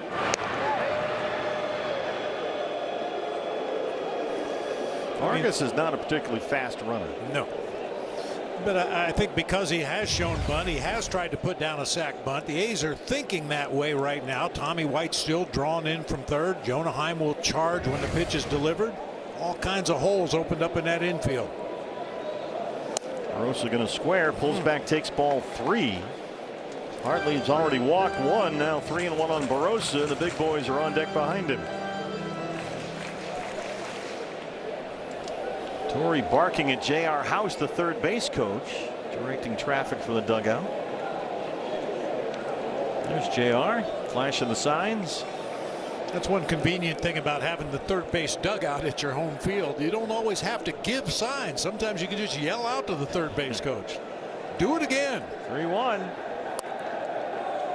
Hartlieb's come in and he's walked the 8 and 9 hitters in the lineup ahead of the leadoff man Ketel Marte, who hit a long home run here last night.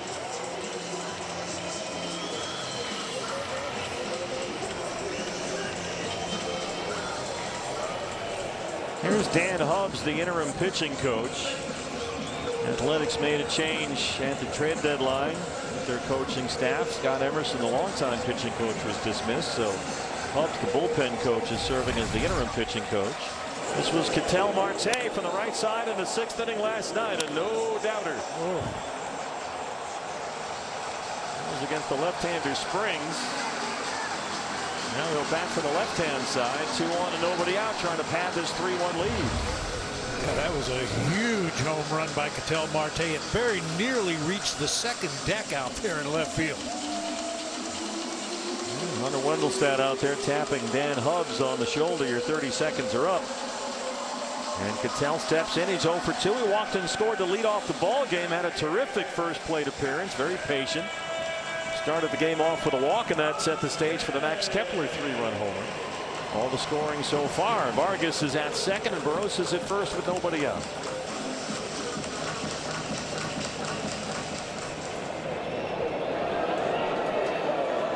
Ketel's hit in 4 straight games on this homestand. And looks at a fastball for a strike at 96.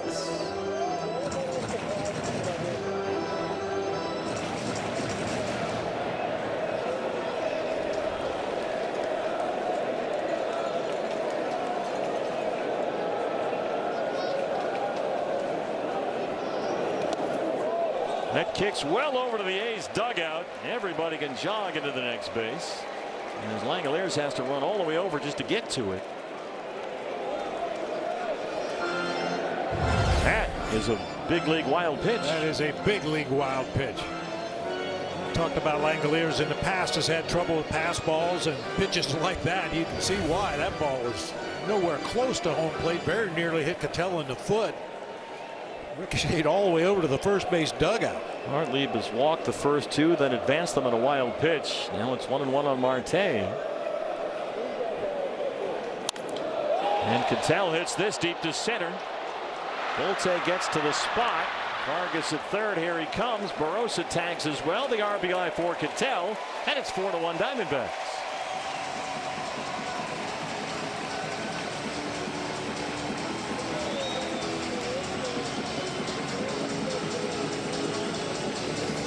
Good alert base running right there by Barossa, too. The trail runner on that play. He realized that that's a long throw from where Bolte caught that ball out in left center field.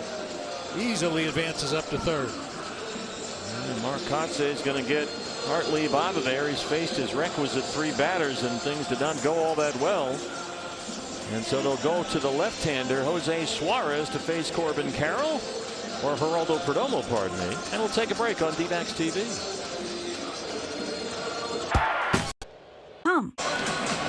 Diamondbacks have padded their lead here in the 7th. They lead at 4-1 now. Looking for more as Geraldo Perdomo steps in against left-hander Jose Suarez. We saw in the ball game last night, he worked a 1-2-3 8th inning, including getting Perdomo to ground out, his 34th appearance of the year.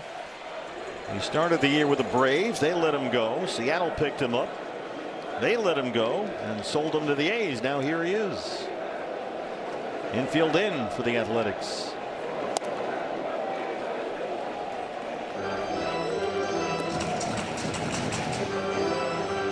Jerry doubled up the left field line his last time up. He's 1 for 3. Barossa's at third. A run home with a Marte sacrifice fly.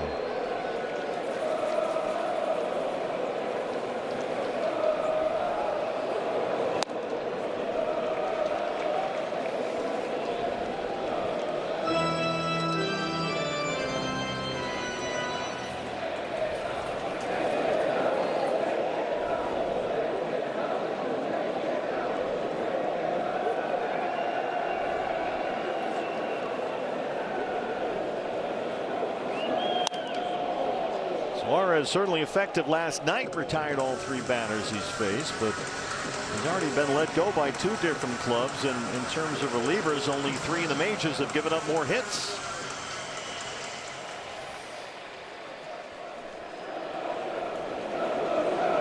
One and 2 on Jerry. Corbin Carroll on deck behind him. Infield still in for the A's. And Langoliers keeps that slider in front. Now Suarez basically a 3-pitch guy. Throws a fastball, a slider, and a changeup. He has a sinker and a sweeper, but he rarely uses those pitches.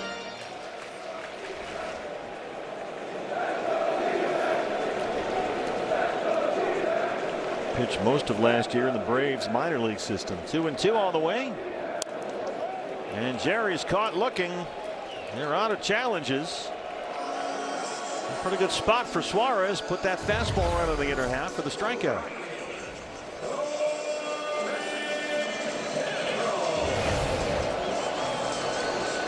It's up to Corbin, who has singled and struck out. He's 1 for 2. 1 for 3. He's got Barossa at third and 2 outs. The infield back now for the A's.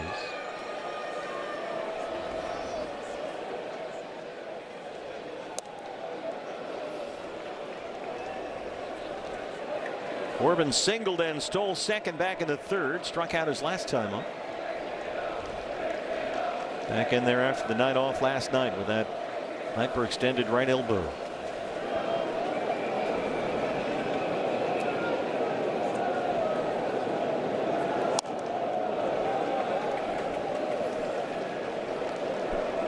Sanderson Ford bullpen has been busy. Taylor Clark worked the 6th. Murillo got the 7th. Ryan Thompson looks like he's the man for the 8th. All in relief of Cole Drake, the rookie in his big league debut in 5 innings. 1 run, 4 hits. Sinker is low, but a strike. It's 2-1.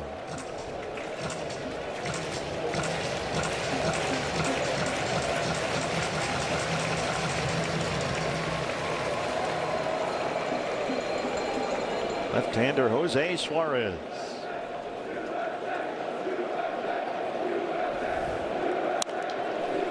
And wants to get out of play near the Diamondback dugout. 2-2.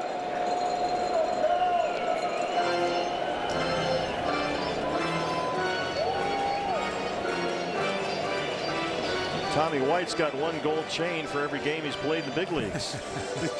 He's got a lot going on. He's got a jewelry store down there at third base. 2-2.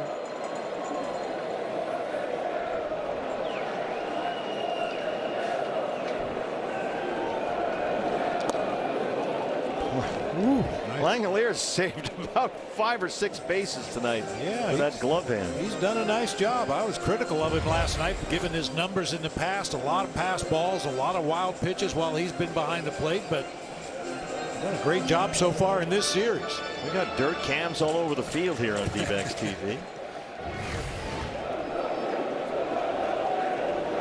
Shea Langeliers, the All-Star, 3-2 on Corbin Carroll.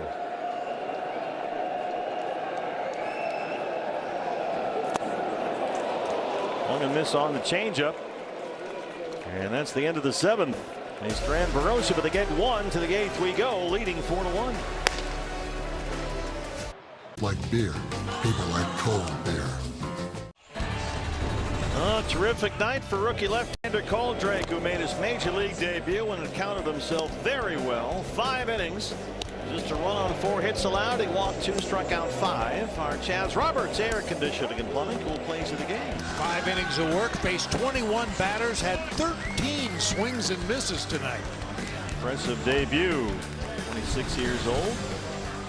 26 years and 4 days old. He's the oldest Diamondback starting pitcher to make his big league debut since Merrill Kelly, who goes here tomorrow afternoon. They were traded for each other. Ryan Thompson works Saturday and Sunday in the wins over St. Louis. He's out there tonight against the Athletics, his 41st appearance of the year.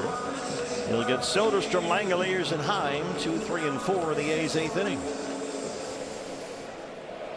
You know, the oddity of that trade and the way it's worked out in this series made me think back.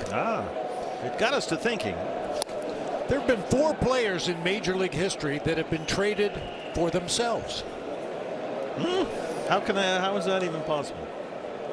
Well, one was Brad Goulden. The Yankees traded him to the Mariners for a player to be named later, and the Mariners turned right around and sent Goulden back as the player to be named later. Is that even legal? Yeah, Dickie Knowles, the Cubs traded him to the Tigers for a player to be named later, and the Tigers sent him right back the next month. John McDonald of the Blue Jays went to the Tigers. Johnny Mack. They couldn't agree on the player to be named later, so they just sent McDonald back. Tim Towers at first, and they take care of Soderstrom. So there's one more. Harry Chiti, is that how you pronounce it? C-H-I-T-I? What year? 1962. Well, that was the first time it happened. The Indians traded him to the New York Mets for a player to be named later. He hit 195 in 15 games, and they sent him right back to Cleveland.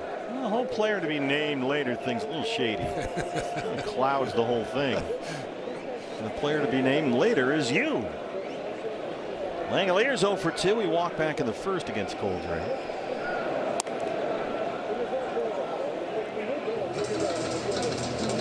Langeliers struck out his last time up. That's happened a whole bunch for him. He has struck out 32 times in his last 69 at bats, so nearly half the time he's up there he's striking out.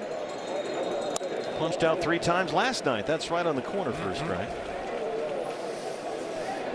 Yeah, we mentioned that the Diamondbacks are out of challenges right now. This is only the 15th game all season that they've been out of challenges at any point in the game. That's tied for the 2nd fewest in the major leagues. Langeliers gets into this one, and he will be heard from. That's what he can do. Whoa. He leads the A's in hits and homers, and that's his 23rd. And that one went a long way. A slider that hung out over the middle. He hit it 444 feet.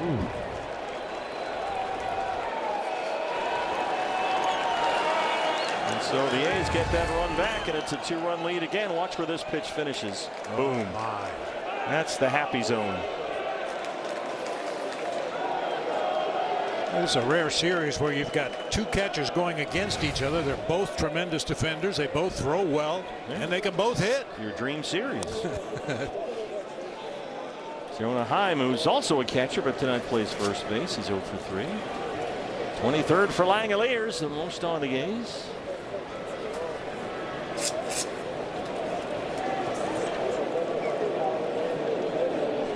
He had a great year last year, the most productive year he's had, Shea Langoliers, last season. 32 doubles, 31 homers. And here's Heim, who was an all-star catcher for those 23 World Championship Texas Rangers. He's bounced around a bit ever since. Just beyond the reach of Vargas. And it's a base hit for Heim. So the A's have got the tying run at the plate. It's a guy that can't seem to get out, the Diamondbacks, the rookie Tommy White.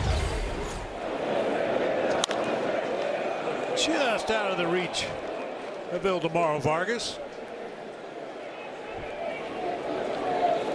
That home run by Langoliers, I'm told, is the second longest at Chase Field this year. I believe it. That was well into the seats in left field.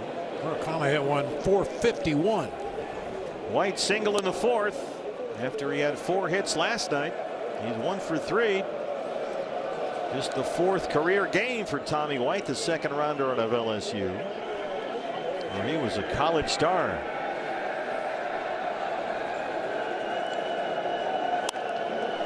Squirts it. Oh, there's another hit. This kid can do no wrong. Tommy White already with 6 hits in this series, all of them singles. And the A's now have the tying runs aboard with 1 out.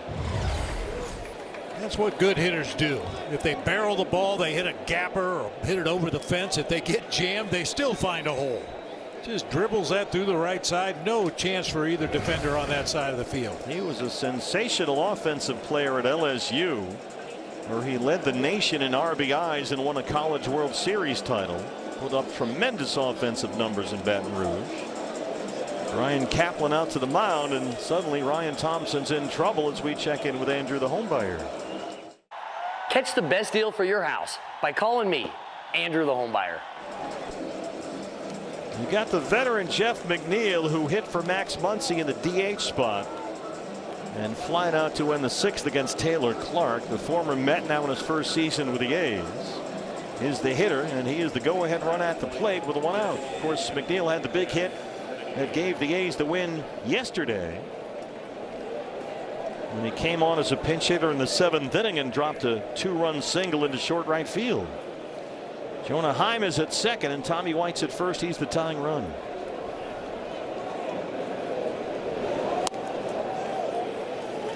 McNeil, twice an All-Star with the Mets, where he won a batting title over the course of his 8-year career in New York.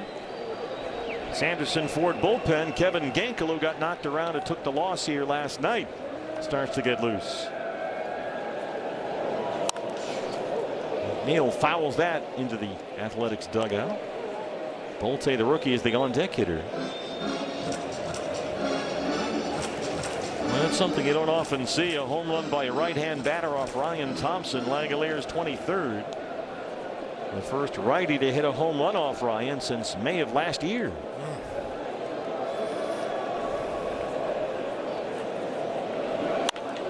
McNeil, Vargas, Perdomo, and they roll it. Well, that's a Ryan Thompson special right there. You get trouble, get the double play ball. A's get one back. It's 4-2. Catch it all season long. Here's a look around the league, the National League wild card race. You see the Marlins on the right there. They lost at Houston 5-3. Miami is really backing up. They've lost 8 games in a row, but they turned the season's first triple play in that game against the Astros. Fernando Tatis Jr. hit the major's longest home run this year, 474 feet. The Padres beat the Braves at Truist Park in Atlanta. Nationals lost. That's good news for the Diamondbacks. Dodgers beat the Phillies 2-1. So the Diamondbacks very much in the thick of things here. Only a half game back as we speak. Let's see what Pirates were off today. Oh, they got rained out. Yeah. Pirates got rained out at Yankee Stadium. Here's Elvis Alvarado.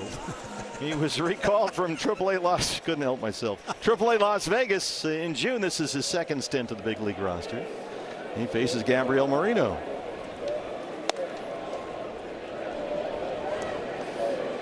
Alvarado, big-time punch-out pitcher, 35 strikeouts in only 28 innings of work. However, he has given up 7 long balls.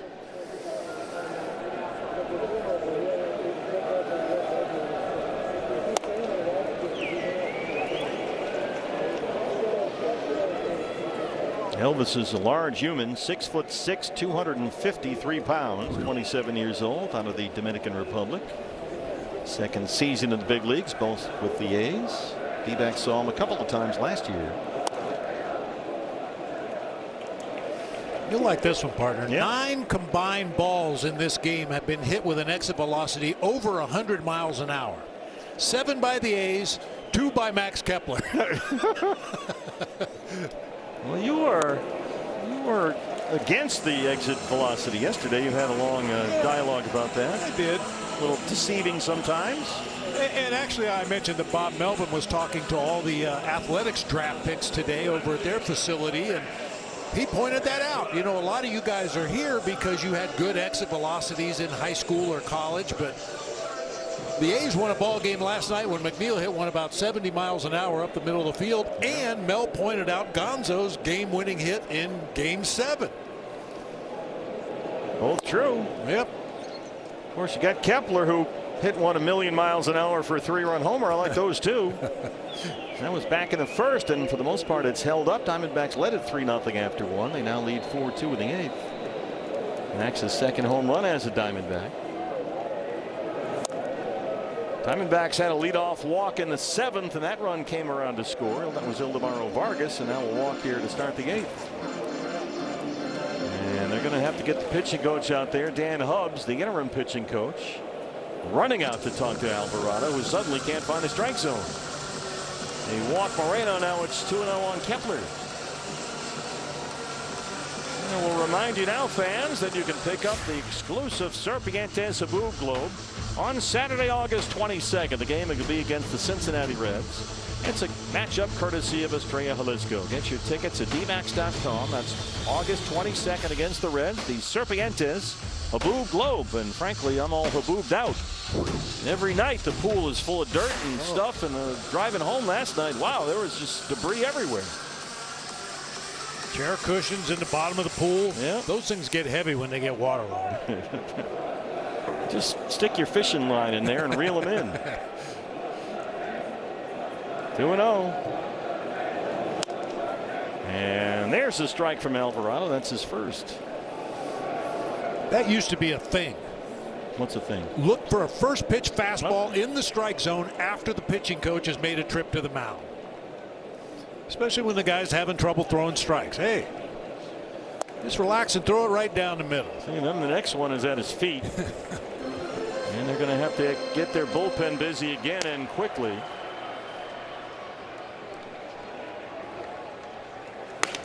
Hayden Younger just up from AAA Las Vegas today. Acquired from the Blue Jays recently. And Alvarado's faced 2 and walked them both.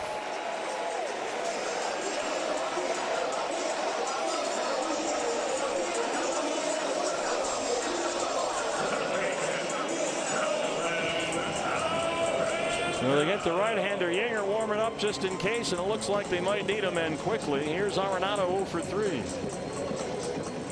Back-to-back walks for the Diamondbacks started the 7th, and now back-to-back walks open up the 8th.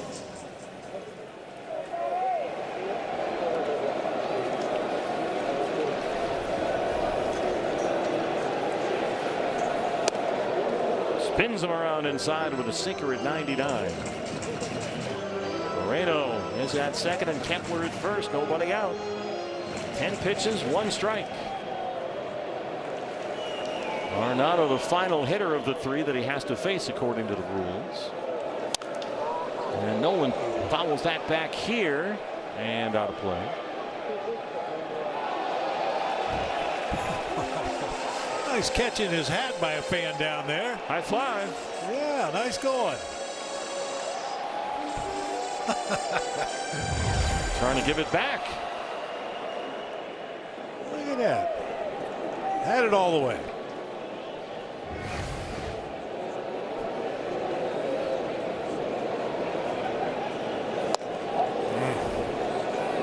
Alvarado throws hard, that's for sure. First time he's been ahead in a count. Yinger still warming up in their pen.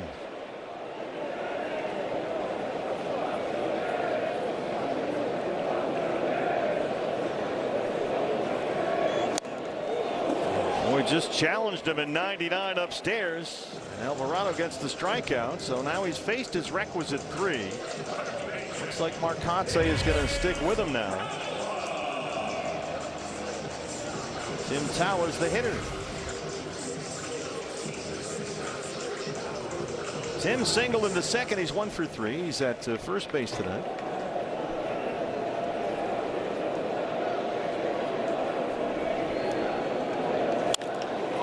And Towers sends it to center. Bolte near the warning track. Gabby was halfway to third. He'll go back to second and tag up, and they advance the runner. 2 outs in the game. It's up to Wildemaro Vargas.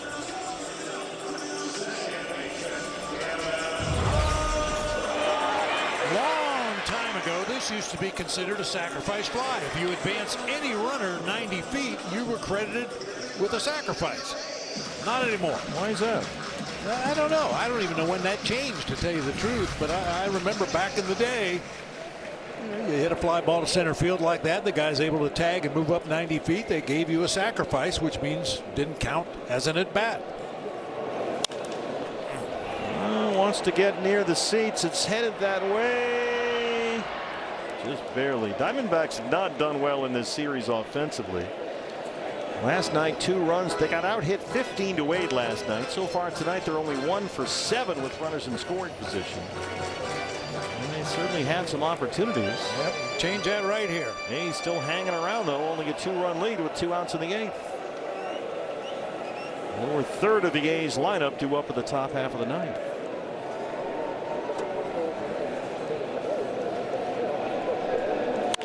Vargas hits it hard, but a wicked hop to Walton. So 2 leadoff walks are left on the bases, and it's a 4-2 lead headed to the 9th.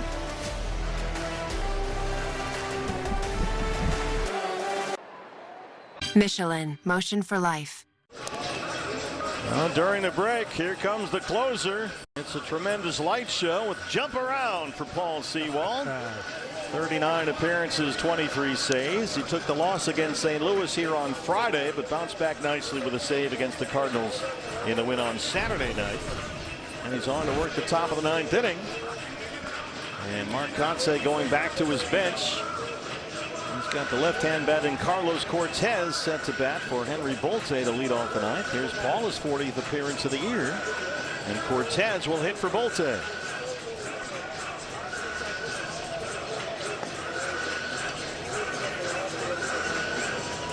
Carlos Cortez, 282 and 7 homers, a left-hand batter.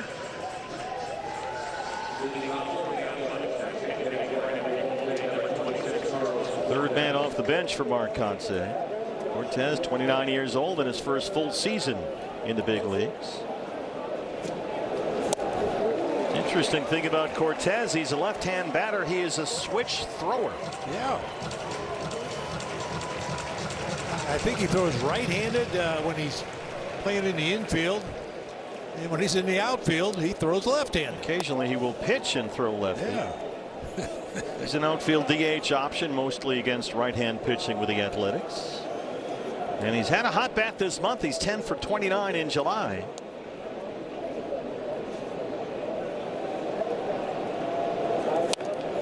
That one squirts foul. When he was a kid, his father Juan would teach him to throw right-handed because he figured, look, at 5'7", you're not that fast, you're not that big. Your best chance of success is playing second base. So throw right-handed, and he wound up being able to throw with both hands. I've seen a few guys over the course of my career that could do that, but there you go. It just seems so odd. And the irony is he did that because he wanted to play second base, but most of his time is spent in the outfield. Yeah. And occasionally on the mound.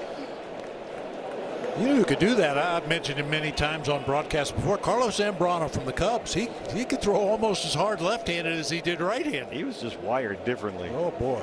1-2. Athlete. What an athlete. Cortez making Sewald work.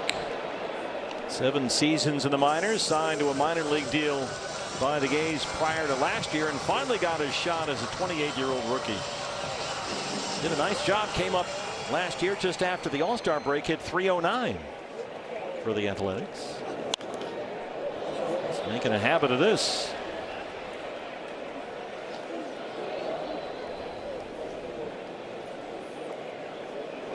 Lawrence Butler, the on-deck hitter. Then it's Donovan Walton. Hogan Harris, who got the save of the game here last night. The left-hander warming up for the Athletics. Cortez slaps it out that way again, but this time Kepler's got a beat on it, and that's the first out. Jody Jackson, Josh Colmenter standing by. Post-game previews brought to you by Talking Stick Resort. It goes without saying, in a 2-run ball game, that first out in the 9th is huge. Look forward to Josh breaking down Cole Drake's major league debut. Cole in line for the win here. He's 2 outs away. Butler tripled and scored a run back in the 3rd. He's 1 for 3.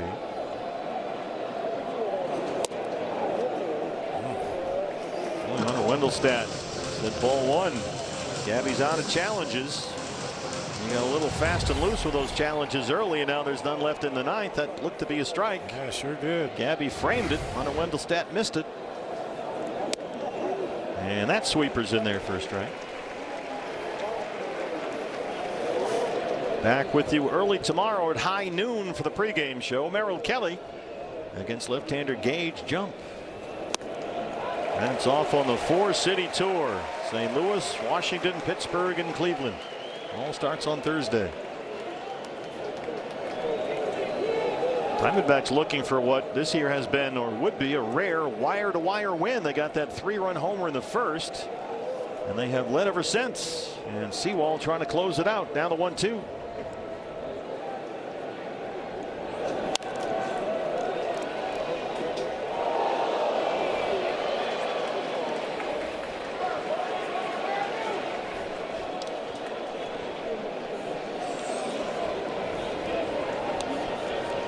This is not exactly Secretariat in the Belmont, but it would be nice to hang on to a 2-run lead here. Foul tip, and Gabby hangs on. That's 2 down.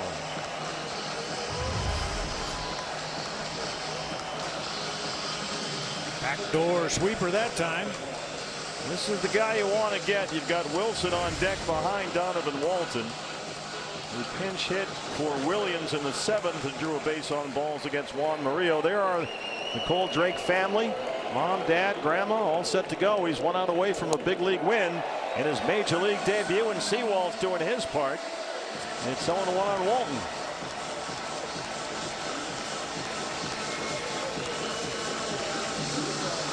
Diamondbacks can get back to 3 games over 500. For the moment, they're only a half game out of a wild card spot. Right there with a sweeper, it's 0-2.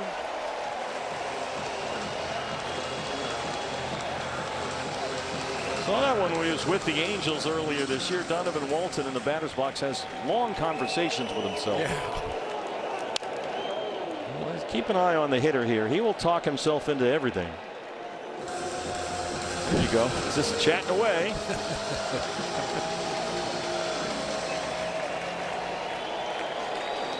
It's 0-2.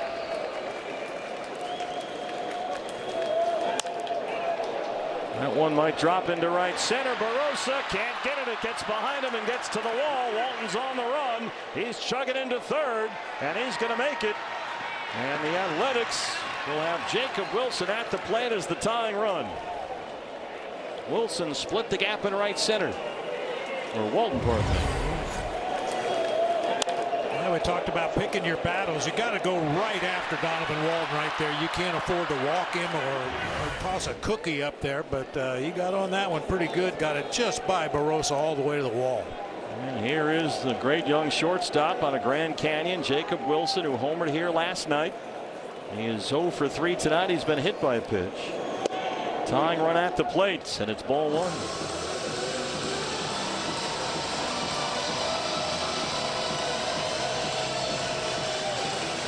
Wilson's got an 8-game hit streak on the line here. He's got 15 hits in his last 8 games, but hitless so far tonight. A red-hot hitter at the plate. The fastball's a strike. I like to watch Jacob Wilson's feet as he gets in that batter's box. He starts with an open stance and then starts creeping in toward the inside part of the plate, pounding those feet back and forth, and he'll end up diving in there, be straight up. This is trouble, and disaster strikes. That's exactly the scenario we talked about to avoid. Get Wilson up there as the tying run, and he delivers. That's his 7th and his 2nd straight game in this series with a home run. And there goes the win for Cole Drake in his big league debut.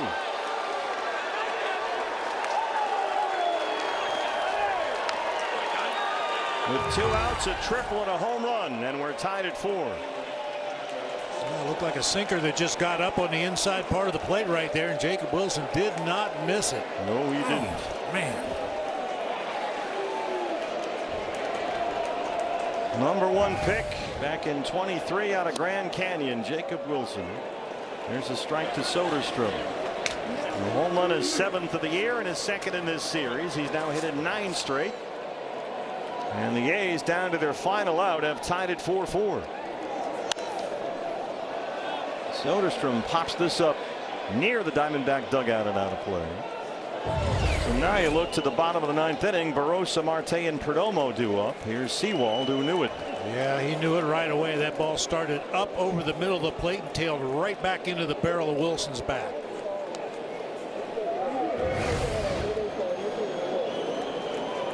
This is what happened with Paul in that first game against the Cardinals Friday, where he got stuck with a loss. Gave up the difference run in the game in the 9th inning. So we go to the home half. Can still get the W, but some more work to do. Tied at 4.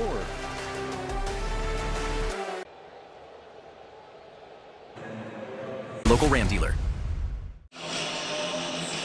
Well, no one feels worse about this than Paul Sewald, knowing that he cost Cole Drake, the rookie, a victory in his major league debut. Missed his location to a dangerous hitter, and Jacob Wilson made him pay. A 2-out, 2-run game-tying homer. And on for the A's bullpen. Mark Kotsay had his closer up just in case, and sure enough, here he is. It's Hogan Harris, who picked up the save, and the A's win here last night. He gave up a base hit to the first hitter he faced, Gabriel Moreno, and then struck out Vargas and Arenado before walking Tyler Locklear, and then Ryan Waldschmidt called out on strikes to end the ballgame. Carlos Cortez takes over in right field for the Athletics. Lawrence Butler goes over to center after they hit Cortez for Bolte. And Jorge Barros, the number 9 man, leads off the 9th against the left-handed closer Hogan Harris. Jorge trying to bunt his way on. White from third makes the play and nearly threw it away. And what a play right there by Jonah Heim.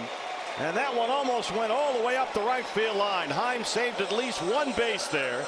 A tremendous play. Nice bunt by Jorge Barossa. Gets it out there near the end of the bat to kind of deaden it on that left side. Nice effort right there. But as you said, Jonah Heim made that play. Could have been a lot worse for the A's. That would have rolled all the way down to the bullpen.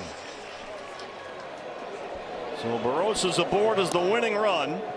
And here is Marte, who drove in a run his last time up with a sacrifice fly. He walked and scored the first. And remember, it was Barossa who came around and scored the winning run in that dramatic comeback here Sunday against St. Louis. Cattell in the air, short right center. Butler on the run, and there's Cortez to run it down.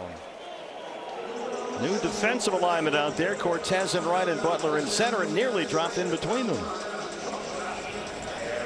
Here's Perdomo now. Yeah. Butler in center got a little bit of a late break. Peels off the last instant to let Cortez make the easier play. Perdomo doubled in the 5th, 1 for 4. That's for the right-hand side.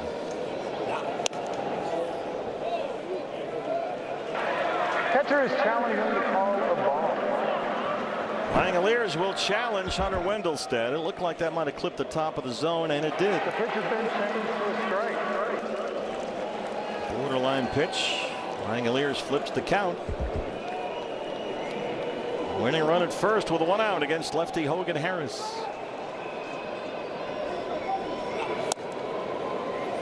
That was the 20th bunt base hit for the Diamondbacks this season. That's the second most in the majors.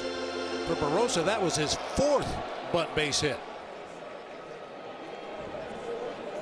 Harris, when he picked up the save last night, struck out 3 batters, got Vargas, Arenado, and Walby. It's 1-2 on Perdomo.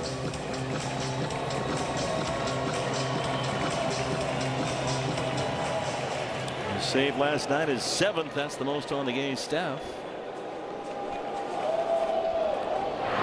Check on Barossa at first base. Boy, that was an enormous play by Jonah Heim. Oh, sure was. What a difference it made in this inning.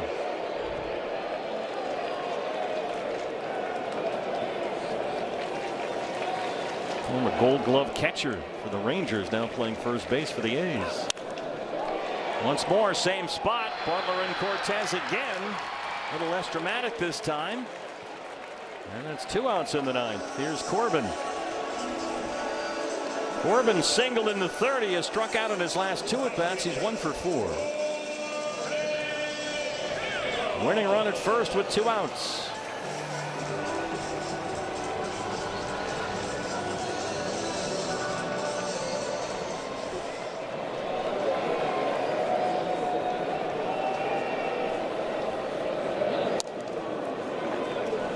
Well, we know one thing about Corbin Carroll. He's been much better this year against left-hand pitchers than against righties. This platoon splits are backward and dramatically so. He's hitting nearly 360 versus lefties this year. So the book says this is the right matchup for Mark Kotsay, but the numbers say something else. There they are.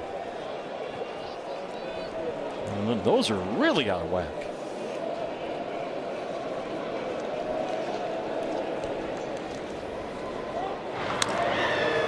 Check on Barossa over there at first base, who in his entire career has 1 stolen base. That speed that he shows in the outfield hasn't shown up on the bases yet. His ability to get a good jump, pick a good pitch to run on. Well, we know the other day he got picked off as a pinch runner. So I don't imagine it's too big a secondary lead down there after that pickoff the other night. That was a just can't happen kind of a thing. Yeah. Particularly in that spot.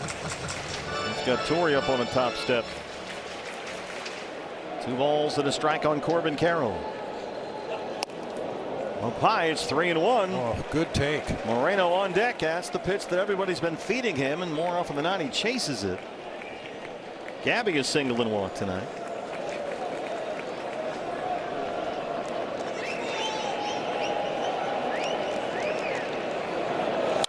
Three-1 is right back to the mound. Harris makes a terrific play.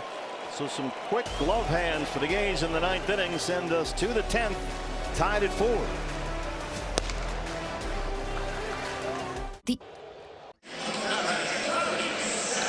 Well, a blown save by Paul Sewald. Jacob Wilson, a 2-run, 2-out homer, tied it in the 9th inning, and here we are, 4-4, top of 10.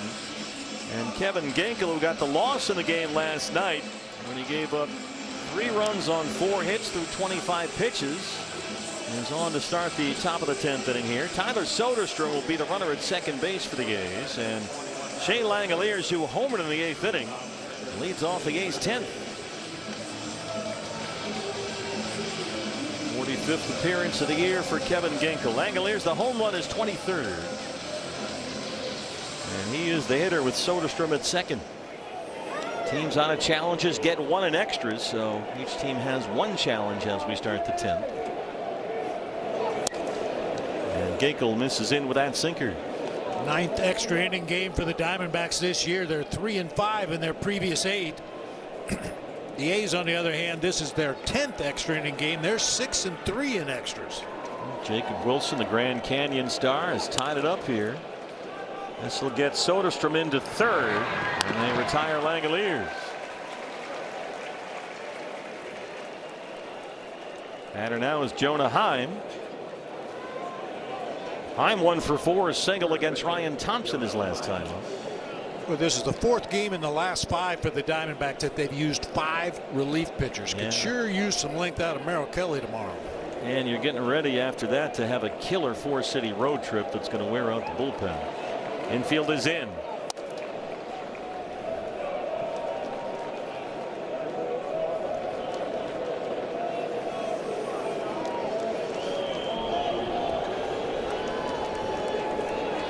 Soderstrom, the go-ahead run at third with 1 out. Heim is going to get the run home. This is high and deep to center. Barossa all the way to the track. Soderstrom can jog home, and it's 5-4 Athletics. RBI for Jonah Heim.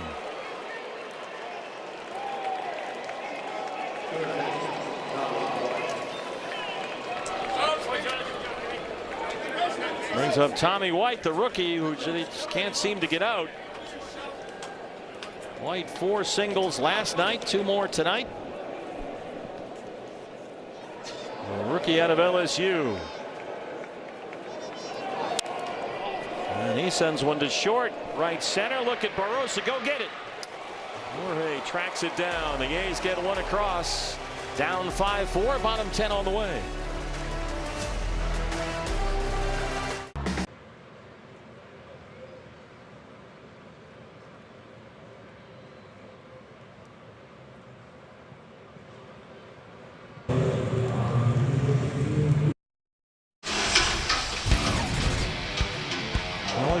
Back to Max Kepler, the walk-off hero over the weekend, and that remarkable comeback win over the Cardinals. And they might need some more extra inning magic here tonight. After a 4-2 lead, got away with 2 outs in the 9th inning. Jacob Wilson, a 2-out, 2-run homer. Tied it up. The A's got a run across in the 10th. And on for the Athletic bullpen with Kepler on deck behind Gabriel Moreno is Luis Medina. The Diamondbacks saw the game here last night. He retired all 3 batters he faced after he came on in the 6th inning. Medina missed all of last season, recovering from Tommy John back in August of 2024. Corbin is the runner at second base. Gabby is singled and walked. He'll lead it off. Diamondbacks get that ABS challenge back. If you are out of challenges, you get 1 per extra inning, but they do not carry over. So you can't collect them if it goes more than 1 extra.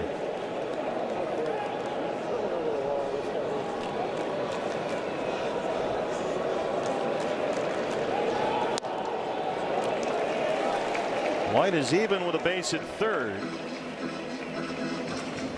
Outfield is shifted with Gabby Lane.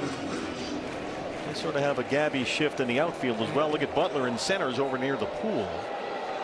And Soderstrom well off the line in left. It's 2-0. 3 balls and no strikes. Medina's one of those guys. He can strike out a bunch of batters if he's on and hitting his spots, but he can also lose that zone with the best of them. Kepler on deck. Medina struck out Moreno in the 6th inning last night.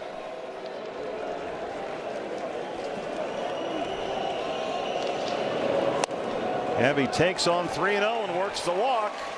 So the winning runs are aboard, and here comes Kepler, who hit a long home run back in the 1st. Moreno aboard for the 3rd time tonight. What else is new? It's been a good night for Max. He has walked, singled, and homered.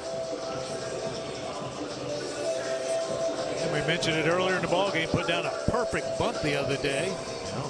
Not sure if he'd be asked to sacrifice in this particular situation. Lefty against a righty, but we'll see.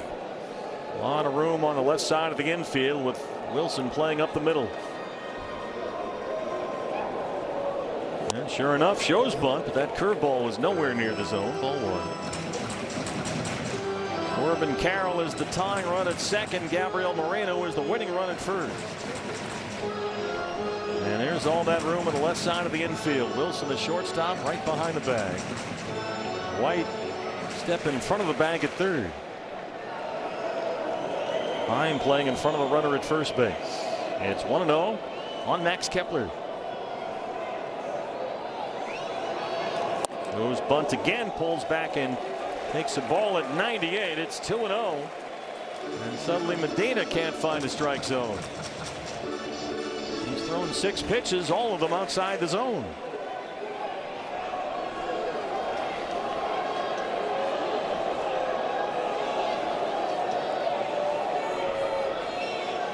Squares again, pulls back again, and takes the ball. He's spraying that sinker around. It's 3-0. You get a board here with Kepler. You've got the winning runs in scoring position for Arenado. Mark Kotze, your thoughts?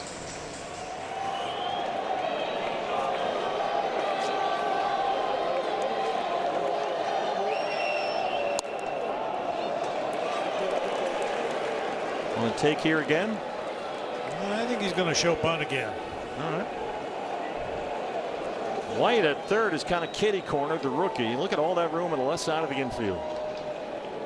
The 3-1 from Medina. And Max takes time. It was the #1 rule of bunting, and you'll hear this from any coach that works with the bunters. Bunt strikes. That's Jeff Bannister on this club. They were practicing that before the game today.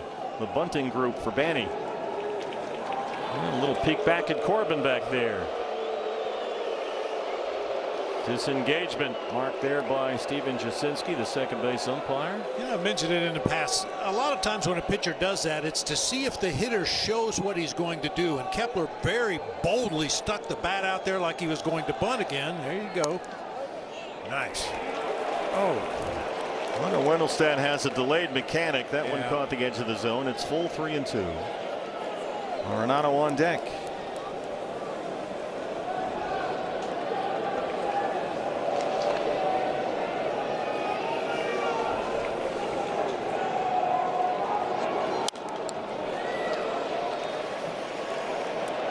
Power sinkers from Medina. Upper 90s. Four-seamer fouled away that time at 98. He's got the big fastballs. 10 pitches, only 3 strikes so far. Corey Lovella does not want to see another one slip away here.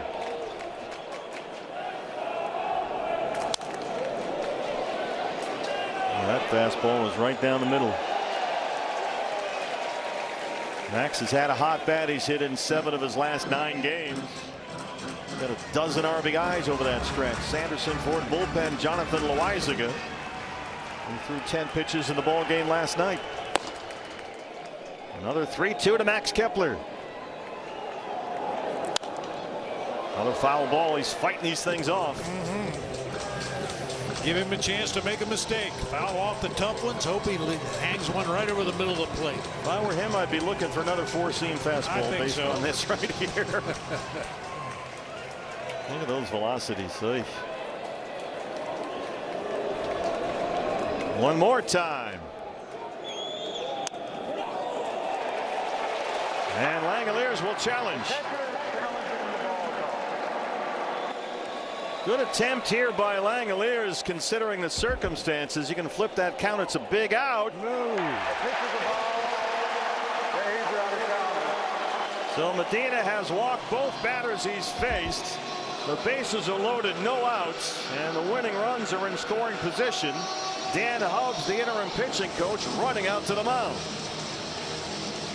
This is similar to that 8th inning when the first 2 batters walked. The Diamondbacks weren't able to push anybody across to the plate, however. It was a heck of an at-bat by Max Kepler. Yeah, it really was. It was aboard for the 4th time tonight. Ginkel, who got the loss last night, in line for the win if Arenado can come up with a base hit right here. The tying run's going to be at third base. The winning run's at second, and Kepler aboard at first. Nolan is the hitter. He is 0 for 4.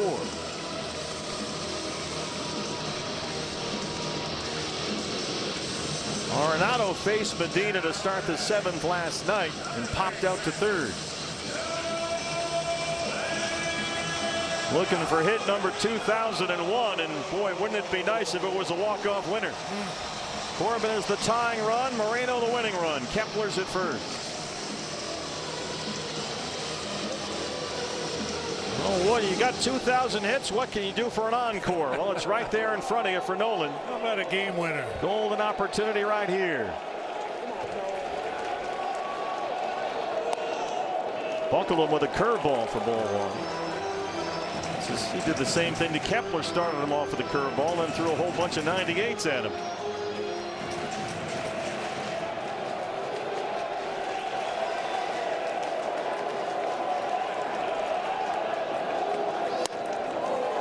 Sinker is low.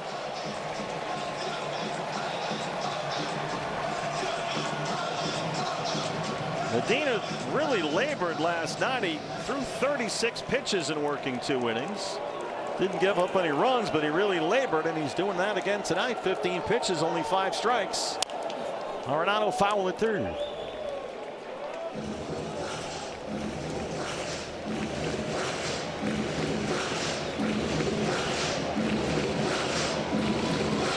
Medina came on in the 6th inning last night, got 3 outs in the 6th, 3 and more in the 7th, and got him into the 8th inning.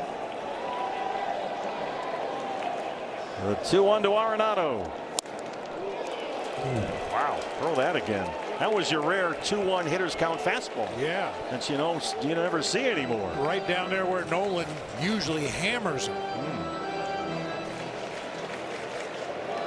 Corbin Carroll at third, Gabriel Moreno at second, Max Kepler's at first. 2-2 on Arenado. Nolan bloops it to shallow center. Butler has to play it on a hop. Here comes Corbin, and we're tied at 5.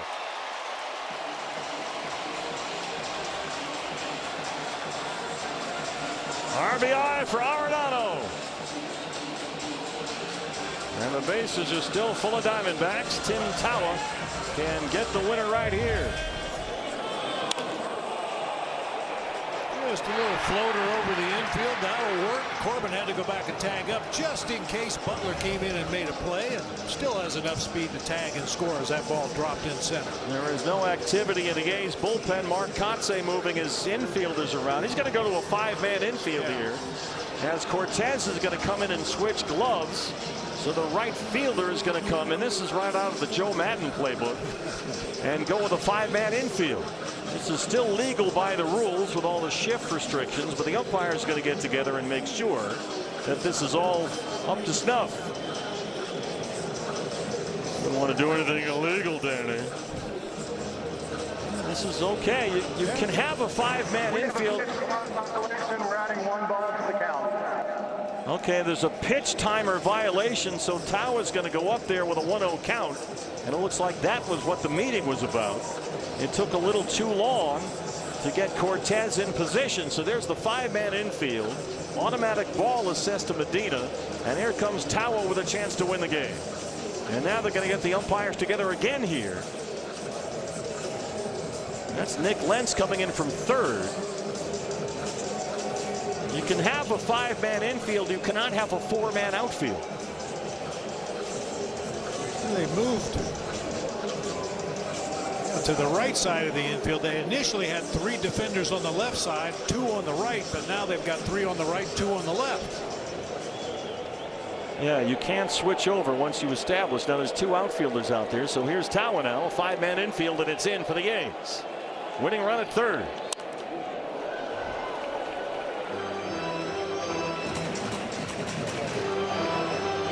The 2 outfielders that they have are playing extremely shallow. Obviously, they need to be in a position, if they catch a fly ball, that they could potentially throw Gabby out at home plate. 1-1 on Tawa. He's single in the second. Haven't seen a lot of that slider from Medina today. Pretty wicked. Kind of kept that in his back pocket. Infielders, once they're established, cannot switch sides or move back to the outfield during the inning unless there's a substitution, so they have to stick with this alignment. 1-2 on Tawa.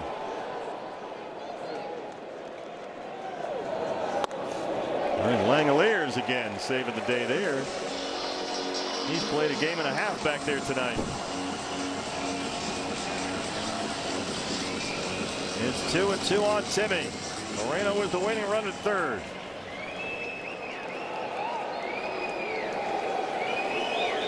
Bases full of Diamondbacks and nobody out. The 2-2 to Tim Tawa.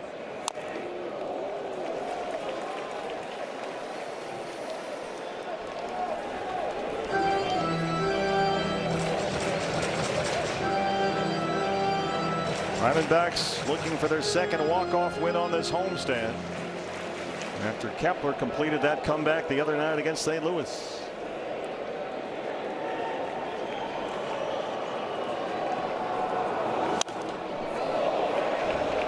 '99 fouled away.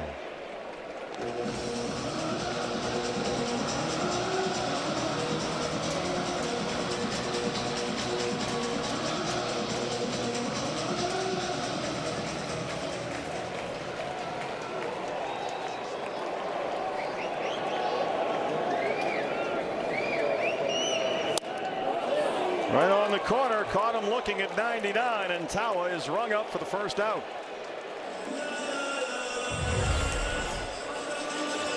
The guy's been spraying it all over the place. Puts one right at the knees on the outside corner for a called strike 3 there. One away. Here is Vargas, 0 for 3 with a walk. Medina, remember, worked 2 innings last night. And through 36 pitches, he's already thrown 34 pitches in this half inning alone.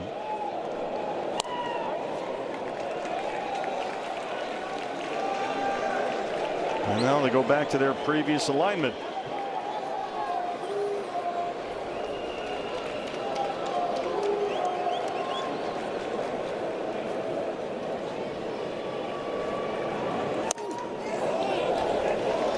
It's a hard change at 91. A lot of room on the left side of the infield. Again, Wilson, the shortstop, is up the middle. White near the bag at third. Arky can just punch one through there. We can all go home. A 1-1 on the way.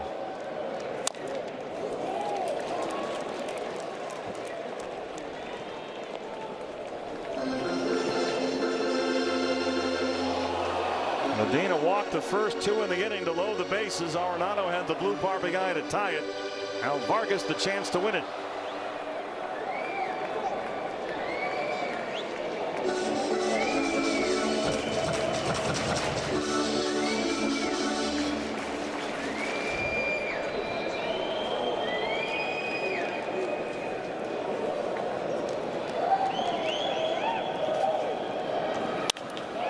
Hit. Ildemaro Vargas. Diamondbacks win it.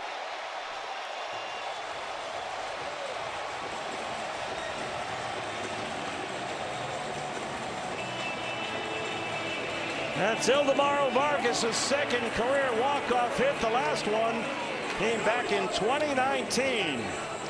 And the Diamondbacks have evened the series at a game apiece. They let that 4-2 lead get away with 2 outs in the 9th on Wilson's home run. And they come back with a winner in the 10th. I mentioned it earlier in the ballgame how easy it looks for a left-hander just to slap that ball through the left side of the infield. Vargas had to hit one up shoulder high out over the plate, but finds that hole. And it was that patient at bat by Gabriel Moreno against Medina to start the inning. He got himself aboard and he just scored the winning run. Diamondbacks win it. Jody Jackson and Josh Colminter are next.